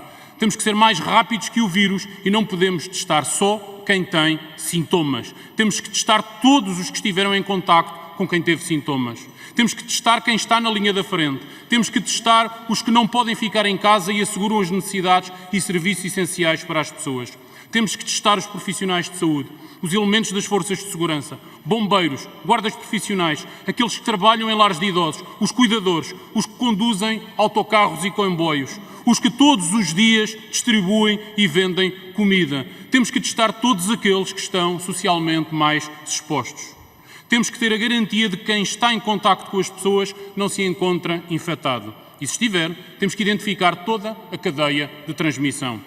Para salvar vidas, temos que conter este inimigo invisível e para conter é preciso garantir a continuidade do isolamento social e testar. Temos que fazer a rastreabilidade, seguir as cadeias de transmissão até ao último elo. Os testes não podem ser realizados apenas e só como diagnóstico, mas também, acima de tudo, como estratégia de supressão na comunidade com rastreio e identificação precoce de casos. Muitos têm comparado esta crise epidemiológica a uma guerra, teatro, onde a informação é crucial. Diz a arte da guerra que quando nos conhecemos e conhecemos o inimigo não precisamos de temer o resultado sem batalhas. Mas quando não conhecemos o inimigo nem nós mesmos, perderemos todas as batalhas. Estamos ao lado do Governo, Sr. Primeiro-Ministro. Reconhecemos o vosso trabalho. Entendemos e acompanhamos medidas graduais, mas não compreendemos medidas a conta-gotas. A eficiência para identificar as pessoas infectadas é o ponto fulcral nesta fase. O ritmo dos rastreios em Portugal é muito mais lento do que o vírus e por isso deixo-lhe algumas perguntas. Quando vai o Governo garantir o rastreio de todos os profissionais que estão na primeira linha de combate a este vírus? Vai o Governo assumir o rastreio como estratégia de prevenção e controle da propagação do vírus? Quando vai o Governo instituir procedimentos de rastreabilidade das pessoas na comunidade e garantir o corte de cadeias de transmissão? De que forma irão ser integrados os conhecimentos especializados de peritos nacionais e internacionais experientes no combate ao Covid-19? E quando vai o Governo proteger todos os nossos profissionais de saúde, da proteção civil e forças de segurança, garantindo o equipamento de proteção individual necessário? Muito obrigado, Sr. Deputado. Tem a palavra o Sr. Primeiro-Ministro, faz favor, para responder. Muito obrigado, Sr. Presidente. Muito obrigado, Sr. Deputado André Silva. Telegraficamente para lhe dizer, visto que grande parte das coisas hoje de facto já foram respondidas hoje de manhã. Primeiro, a Direção-Geral de Saúde está a concluir uma norma de estratificação do risco o que será relevante quer para a estratégia de teste, quer para a definição dos equipamentos de proteção individual adequados para cada situação de risco. E isto é muito importante e, sobretudo, é importante que nós não substituamos nem o achismo ou o voluntarismo político àquilo que devem ser os critérios técnicos e científicos pelo qual devemos reger a nossa ação. Nós temos que ter algum critério, e eu só vejo um. É seguir aquilo que os técnicos e os cientistas dizem que devem ser as normas de prevenção e a sua devida hierarquização.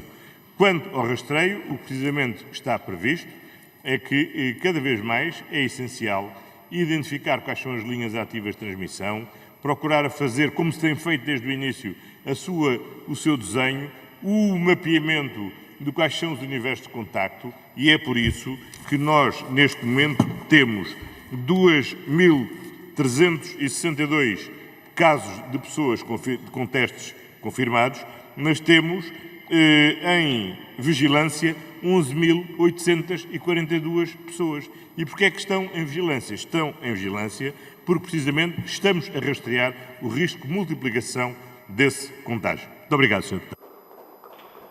Muito obrigado. Continua no uso da palavra o Sr. Deputado André Silva, do PAN. Faz favor. Sr. Primeiro-Ministro, a crise sanitária do Covid-19, por via da restrição das atividades económicas e da deslocação de pessoas, está também a causar enormes impactos na economia, nos postos de trabalho e no rendimento das famílias.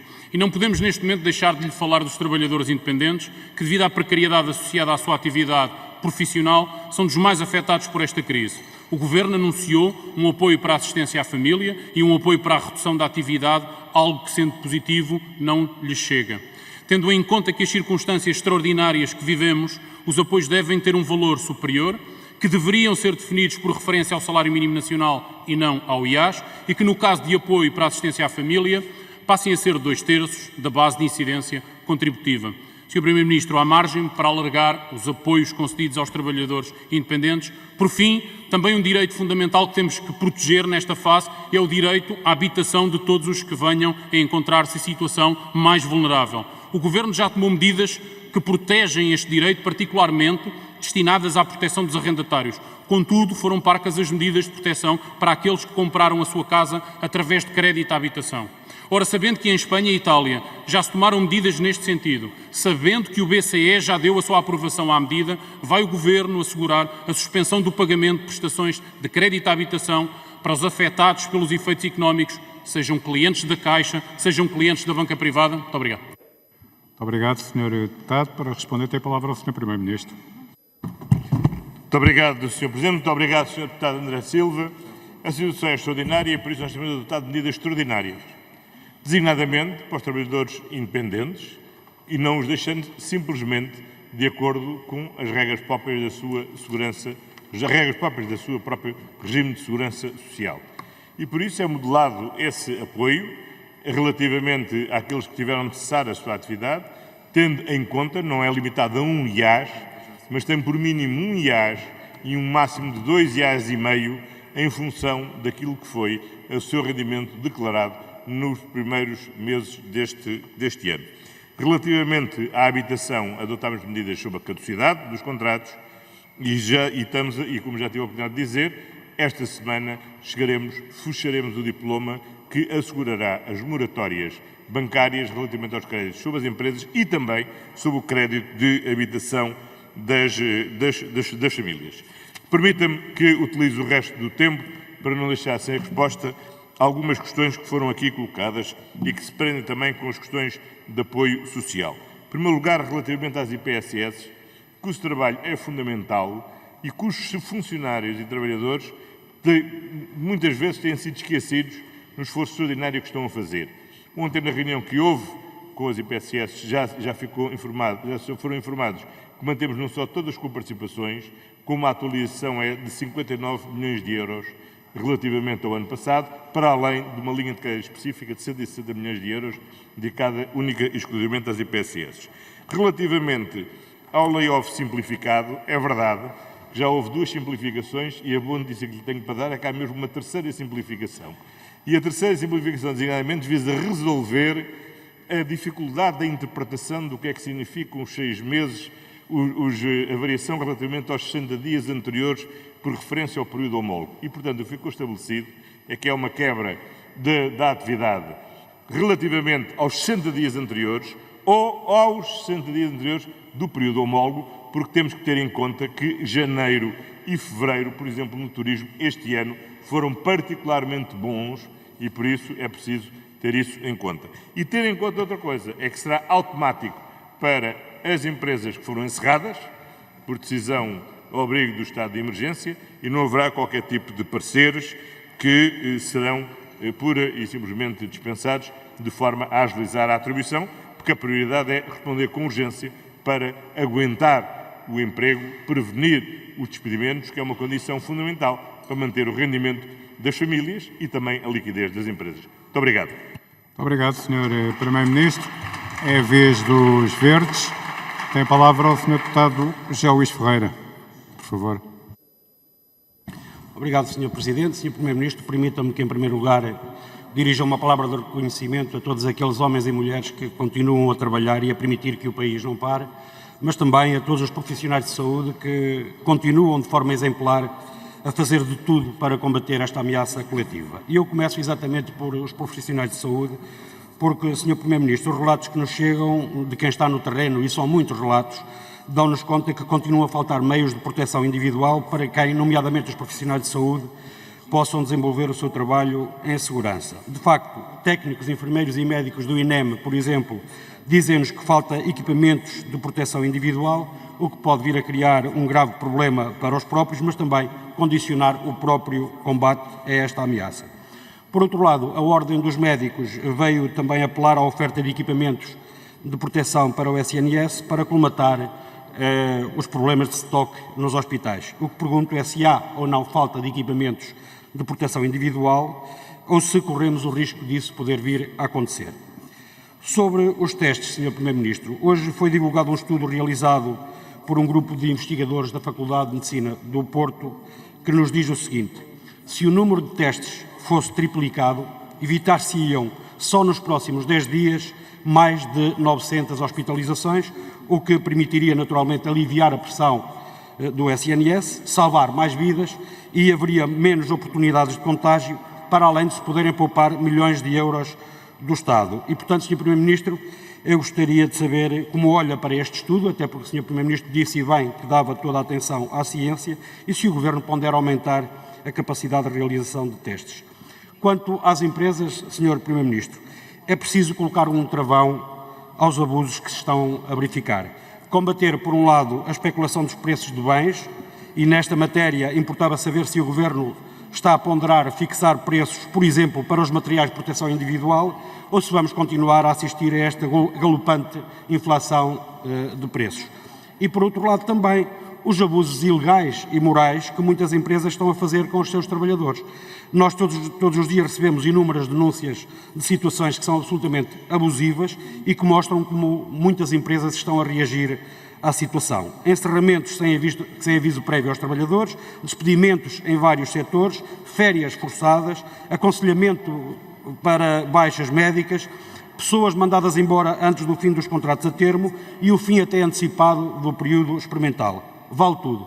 Mas, Sr. Primeiro-Ministro, os direitos laborais não estão todos de quarentena e, por isso, era importante saber se está previsto ou que tipo de reforço de fiscalização está prevista para combater estes abusos, não só das empresas, mas até de algumas instituições que, inclusivamente, recebem apoios do Estado. Por fim, queria deixar uma preocupação que tem a ver com a situação dos trabalhadores imigrantes, nomeadamente no litoral alentejano, porque as dificuldades, por um lado, da nossa língua e, por outro lado, as condições de habitação que são precárias, nomeadamente dos trabalhadores das estufas e do olival intensivo, podem potenciar situações muito complicadas e que exigem respostas específicas e urgentes. E eu gostaria de saber, Sr. Primeiro-Ministro, que medidas estão previstas a este nível. Muito obrigado. Muito obrigado, Sr. Deputado. Para responder, tem a palavra o Sr. Primeiro-Ministro. Muito obrigado, Sr. Presidente. Muito obrigado, Sr. Deputado José Luís Ferreira. Em primeiro lugar, relativamente aos testes. Os testes, como hoje de manhã foi explicado, a Direção-Geral de Saúde, em função do critério de risco e da estratificação que dá a fazer do risco, está a definir uma norma que é para a realização de testes, que é para os equipamentos de proteção individual. visto que necessariamente variam em função da atividade concreta e da previsão de cada um e da sujeição ao risco. Quanto aos equipamentos que faltam, eu permito-me recordar o que já há pouco li, da lista dos equipamentos que temos neste momento encomendados e que aguardamos a entrega. Botas, 381.482 pares de botas. Fatos de proteção, 549.837. Luvas esterilizadas, 6.813.259. Luvas não esterilizadas, 10.674.459. Máscaras com viseira, 368.397. Máscaras cirúrgicas, 17.145.762. Máscaras FFP2 e FFP3, 8.665.775. Protetor de calçado, 743.575. Toucas, 1.261.492.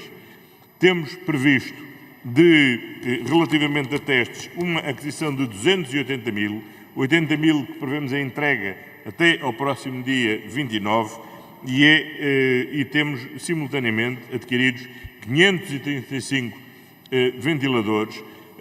Há várias entidades que têm feito doações, desde a Fundação EDP até a uma investidora na área metropolitana de Lisboa, que ontem entregou 78 ventiladores na Embaixada de Portugal em Pequim e que estão a ser trazidos para Portugal. Portanto, há vários equipamentos que estão em curso a sua aquisição.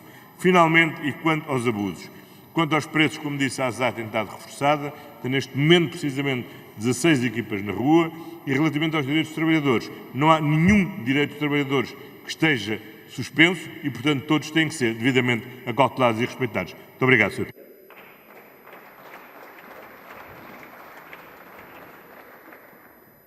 Muito obrigado, Sr. Primeiro-Ministro. Tem a palavra o Sr. Deputado André Ventura, do Chega. Faz favor. Muito obrigado, Sr. Presidente. Sr. Primeiro-Ministro, boa tarde. O Sr. Primeiro-Ministro disse ontem numa entrevista à TVI que não tem faltado nada de essencial no Serviço Nacional de Saúde. Hoje mesmo, uma fonte da Direção-Geral de Saúde diz que faltam testes no Sistema Nacional. O Presidente da Ordem do Sindicato Independente dos Médicos disse que roçava o crime, os equipamentos que faltavam no Sistema Nacional de Saúde, e ainda hoje soubemos que os hospitais se queixam de que falta o básico e que, nomeadamente, há ambulâncias que já nem sequer estão a sair para acudir às urgências. Quero-lhe perguntar isto muito diretamente, Sr. Primeiro-Ministro. Está ou não arrependido das afirmações que fez ontem no Jornal da Noite da TV? Sr. Primeiro-Ministro, tem a palavra para responder, faz favor. Muito obrigado, Sr. Presidente. Muito obrigado, Sr. Deputado. Esteve hoje na mesma sessão que eu tive hoje de manhã e, portanto, teve lá a resposta cabal que lhe foi dada sobre essa matéria. Muito obrigado, Sr. Deputado. Muito obrigado, Sr. Primeiro-Ministro. Continua no uso da palavra o Sr. Deputado André Ventura, por favor. Uma parte do país não esteve lá, Sr. Primeiro-Ministro, convinha dar essa resposta aos portugueses. Gostava de lhe perguntar isto em relação aos testes. O Sr. Primeiro-Ministro esteve hoje na mesma sessão que eu também e ouvimos sobre aquilo que os técnicos entendem sobre os testes. A verdade é esta, Sr. Primeiro-Ministro. Temos dois países, a Islândia, a Coreia do Sul, entre outros, em que a massificação dos testes resultou numa descida enorme do contágio e da disseminação do vírus. O que lhe pergunto é, já percebi a sua opinião técnica e aquilo que entendemos dos técnicos. A minha questão aqui é só esta. Podemos ou não confiar nos números que nos são entregues pela Direção-Geral de Saúde quando temos uma grande, vastíssima parte da população que não está a ser testada? Obrigado, Sr. Deputado. Para responder, tem a palavra o Sr. Primeiro-Ministro, faz favor. Muito obrigado, Sr. Presidente. Muito obrigado, Sr. Deputado. Como pôde ouvir, os dados que são divulgados são os dados comunicados diariamente por cada um dos médicos que atende cada um dos doentes. E como disse o Sr. Presidente da República à saída da sessão em que todos estivemos, os números são fiáveis quanto ao número de casos conhecidos, quanto aos testes realizados, quanto aos testes identificados, quanto ao número de doentes que estão internados, quanto ao número de doentes que estão nos cuidados intensivos, quanto aos números de doentes que faleceram. Portanto, a última coisa que nós precisamos no meio desta dramática crise sanitária é alimentar boatos e pôr em dúvida aquilo que é a informação de entidades técnicas competentes e insuspeitas. Obrigado, Sr. Primeiro-Ministro. Tem a palavra o Sr. Deputado André Ventura, por favor. Muito obrigado, Sr. Primeiro-Ministro. Não queremos alimentar debates, apenas por fazer perguntas que os portugueses, nesta altura em casa, se questionam. Uma última pergunta, o Sr. Ministro falou dos reclusos, e bem, são populações mais vulneráveis nesta altura, mas queria e gostava que desse uma palavra também para os nossos guardas prisionais, que são ameaçados de processos se usarem máscara ou se quiserem usar equipamentos de proteção.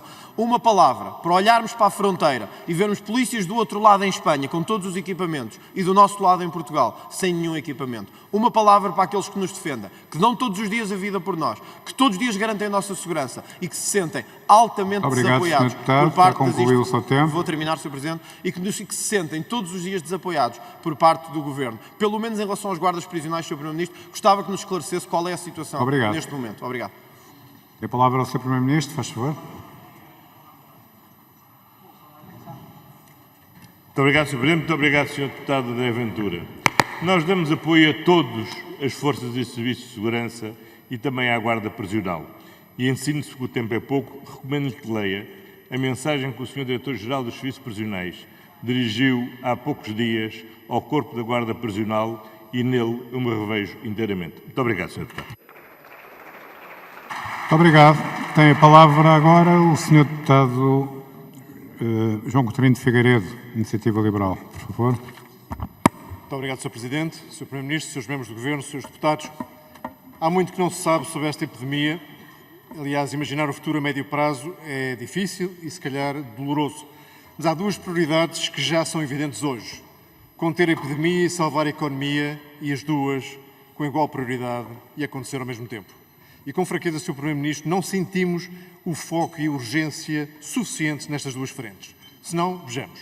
Para conter a epidemia, para achatar a curva, como se diz agora, temos de garantir, por exemplo, condições de trabalho às pessoas que estão na primeira linha de batalha, em especial aos profissionais de saúde. E o que é que vemos? Todos os dias, já aqui referidos por várias bancadas, queixas de falta, dezenas de faltas de material de proteção, de máscaras, de zaragatoas, de testes. Os testes, em especial, são uma matéria em relação à qual parece haver uma enorme confusão. Na semana passada, o Governo falava em 9.000 testes por dia. No dia seguinte eram 9.000, mas já não era por dia, era o stock. Stock esse que baixou de 26 para 20.000 em 2 dias, em que só foram feitos 3.500 testes.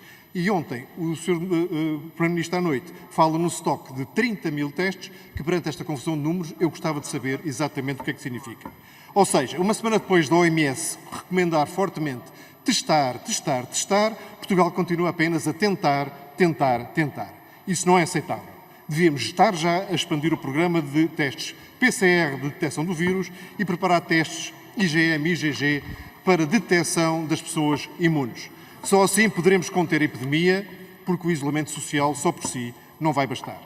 A outra prioridade, de salvar a economia, também não vai melhor. As pessoas precisam de ver os seus rendimentos assegurados e as empresas precisam de ver os problemas de liquidez resolvidos. E isso não se faz, Sr. Primeiro-Ministro, com empréstimos ou com adiamentos de impostos que ninguém sabe quando ou se vai conseguir acabar por pagar. E não se faz, sobretudo, para concluir, com protestos, Sr. Deputado, faz favor. concluir, Sr. Presidente, não se faz, sobretudo, com processos complexos e burocratizados. No mundo real, a epidemia não pode, de facto, rimar com burocracia. Muito obrigado. Muito obrigado, Sr. Deputado. Para responder, tem a palavra o Sr. Primeiro-Ministro, por favor. Muito obrigado, Sr. Presidente. Não há nada como uma boa crise para transformar um bom liberal num intervencionista. E é, aliás, uma longa tradição dos liberais portugueses.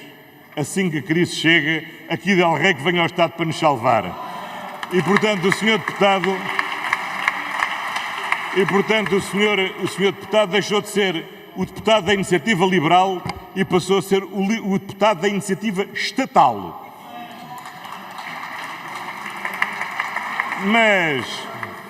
Mas eu, como sou um social-democrata, sereno, mesmo em épocas de crise, manter-me fiel àquilo que é o meu critério de orientação.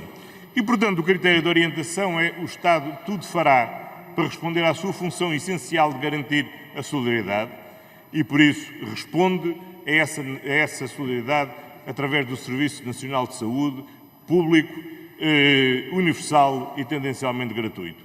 E é através do Serviço Nacional de Saúde Público Universal de Agenciamento Gratuito que temos dado a dar resposta àquilo que é esta enorme crise que os portugueses enfrentam e que têm encontrado resposta no Serviço Nacional de Saúde.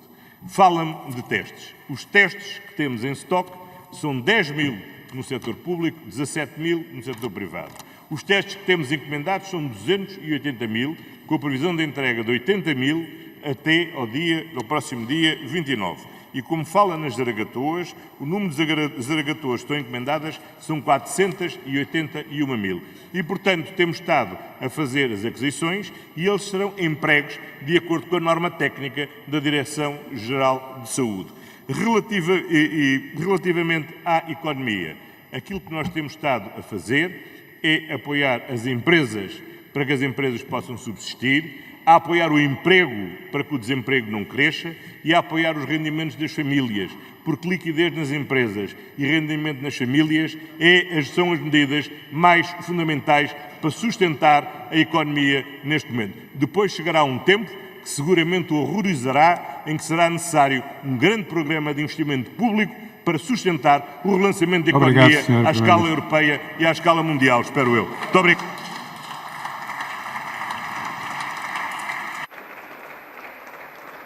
Muito obrigado, senhores deputados. Sr. Primeiro-Ministro, chegamos assim ao final deste debate. Vamos ouvir algumas informações que a mesa tem para vos dar, aqui através do Sr. Secretário da Mesa. Faz favor. Sr. Presidente, passo a anunciar proposta de lei 18/14, da iniciativa do Governo. Estabelece um regime excepcional e temporário de caducidade e da oposição à renovação dos contratos de arrendamento habitacionais e não habitacionais, atendendo à pandemia da doença Covid-19. Baixa à 6ª Comissão. Projeto de Lei 261/14, da iniciativa do Sr. Deputado José Luís Ferreira e outra, dos Verdes, proíbe o despedimento até 31 de julho de 2020 e impede a denúncia do contrato durante o período experimental. Baixa à 10ª Comissão. Projeto de Resolução número 325/14, de iniciativa do Sr. Deputado André Ventura, do Chega, pela promoção de medidas que impeçam o corte do abastecimento de água às famílias e pela redução das tarifas cobradas pela prestação deste serviço. Baixa à 11ª Comissão. Projeto de Resolução número 326/14, de iniciativa do Sr. Deputado André Silva e outros, do Partido PAN, recomenda ao Governo que garanta a reposição das condições naturais onde decorram as obras de construção de hotel na Praia de Memória, em Matosinhos. Projeto de Resolução número 327/14, da iniciativa do Sr. Deputado André Silva e outros, do PAN, recomenda a criação de respostas específicas decorrentes do Covid-19 de acompanhamento da população idosa. Baixa à 10ª Comissão, com conexão com a 13ª. Projeto de Resolução número 328/14, de iniciativa do Sr. Deputado André Ventura, do Chega, pela introdução de alterações ao Decreto-Lei número 10A/2020, garantindo aos advogados e solicitadores portugueses os mesmos apoios excepcionais previstos para os demais trabalhadores durante o cenário pandémico. Baixa à 1ª Comissão. Projeto de Resolução número 329/14, de iniciativa do Sr. Deputado André Silva e outros, do PAN. Recomenda ao Governo a disponibilização de uma aplicação móvel Covid-19 e de uma aplicação móvel SNS 24. Baixa à 9ª Comissão. Projeto de Resolução 330/14, de iniciativa do Sr. Deputado André Silva e outros, do PAN, assegura a plena acessibilidade das pessoas surdas ao Centro de Contacto do Serviço Nacional de Saúde, SNS 24.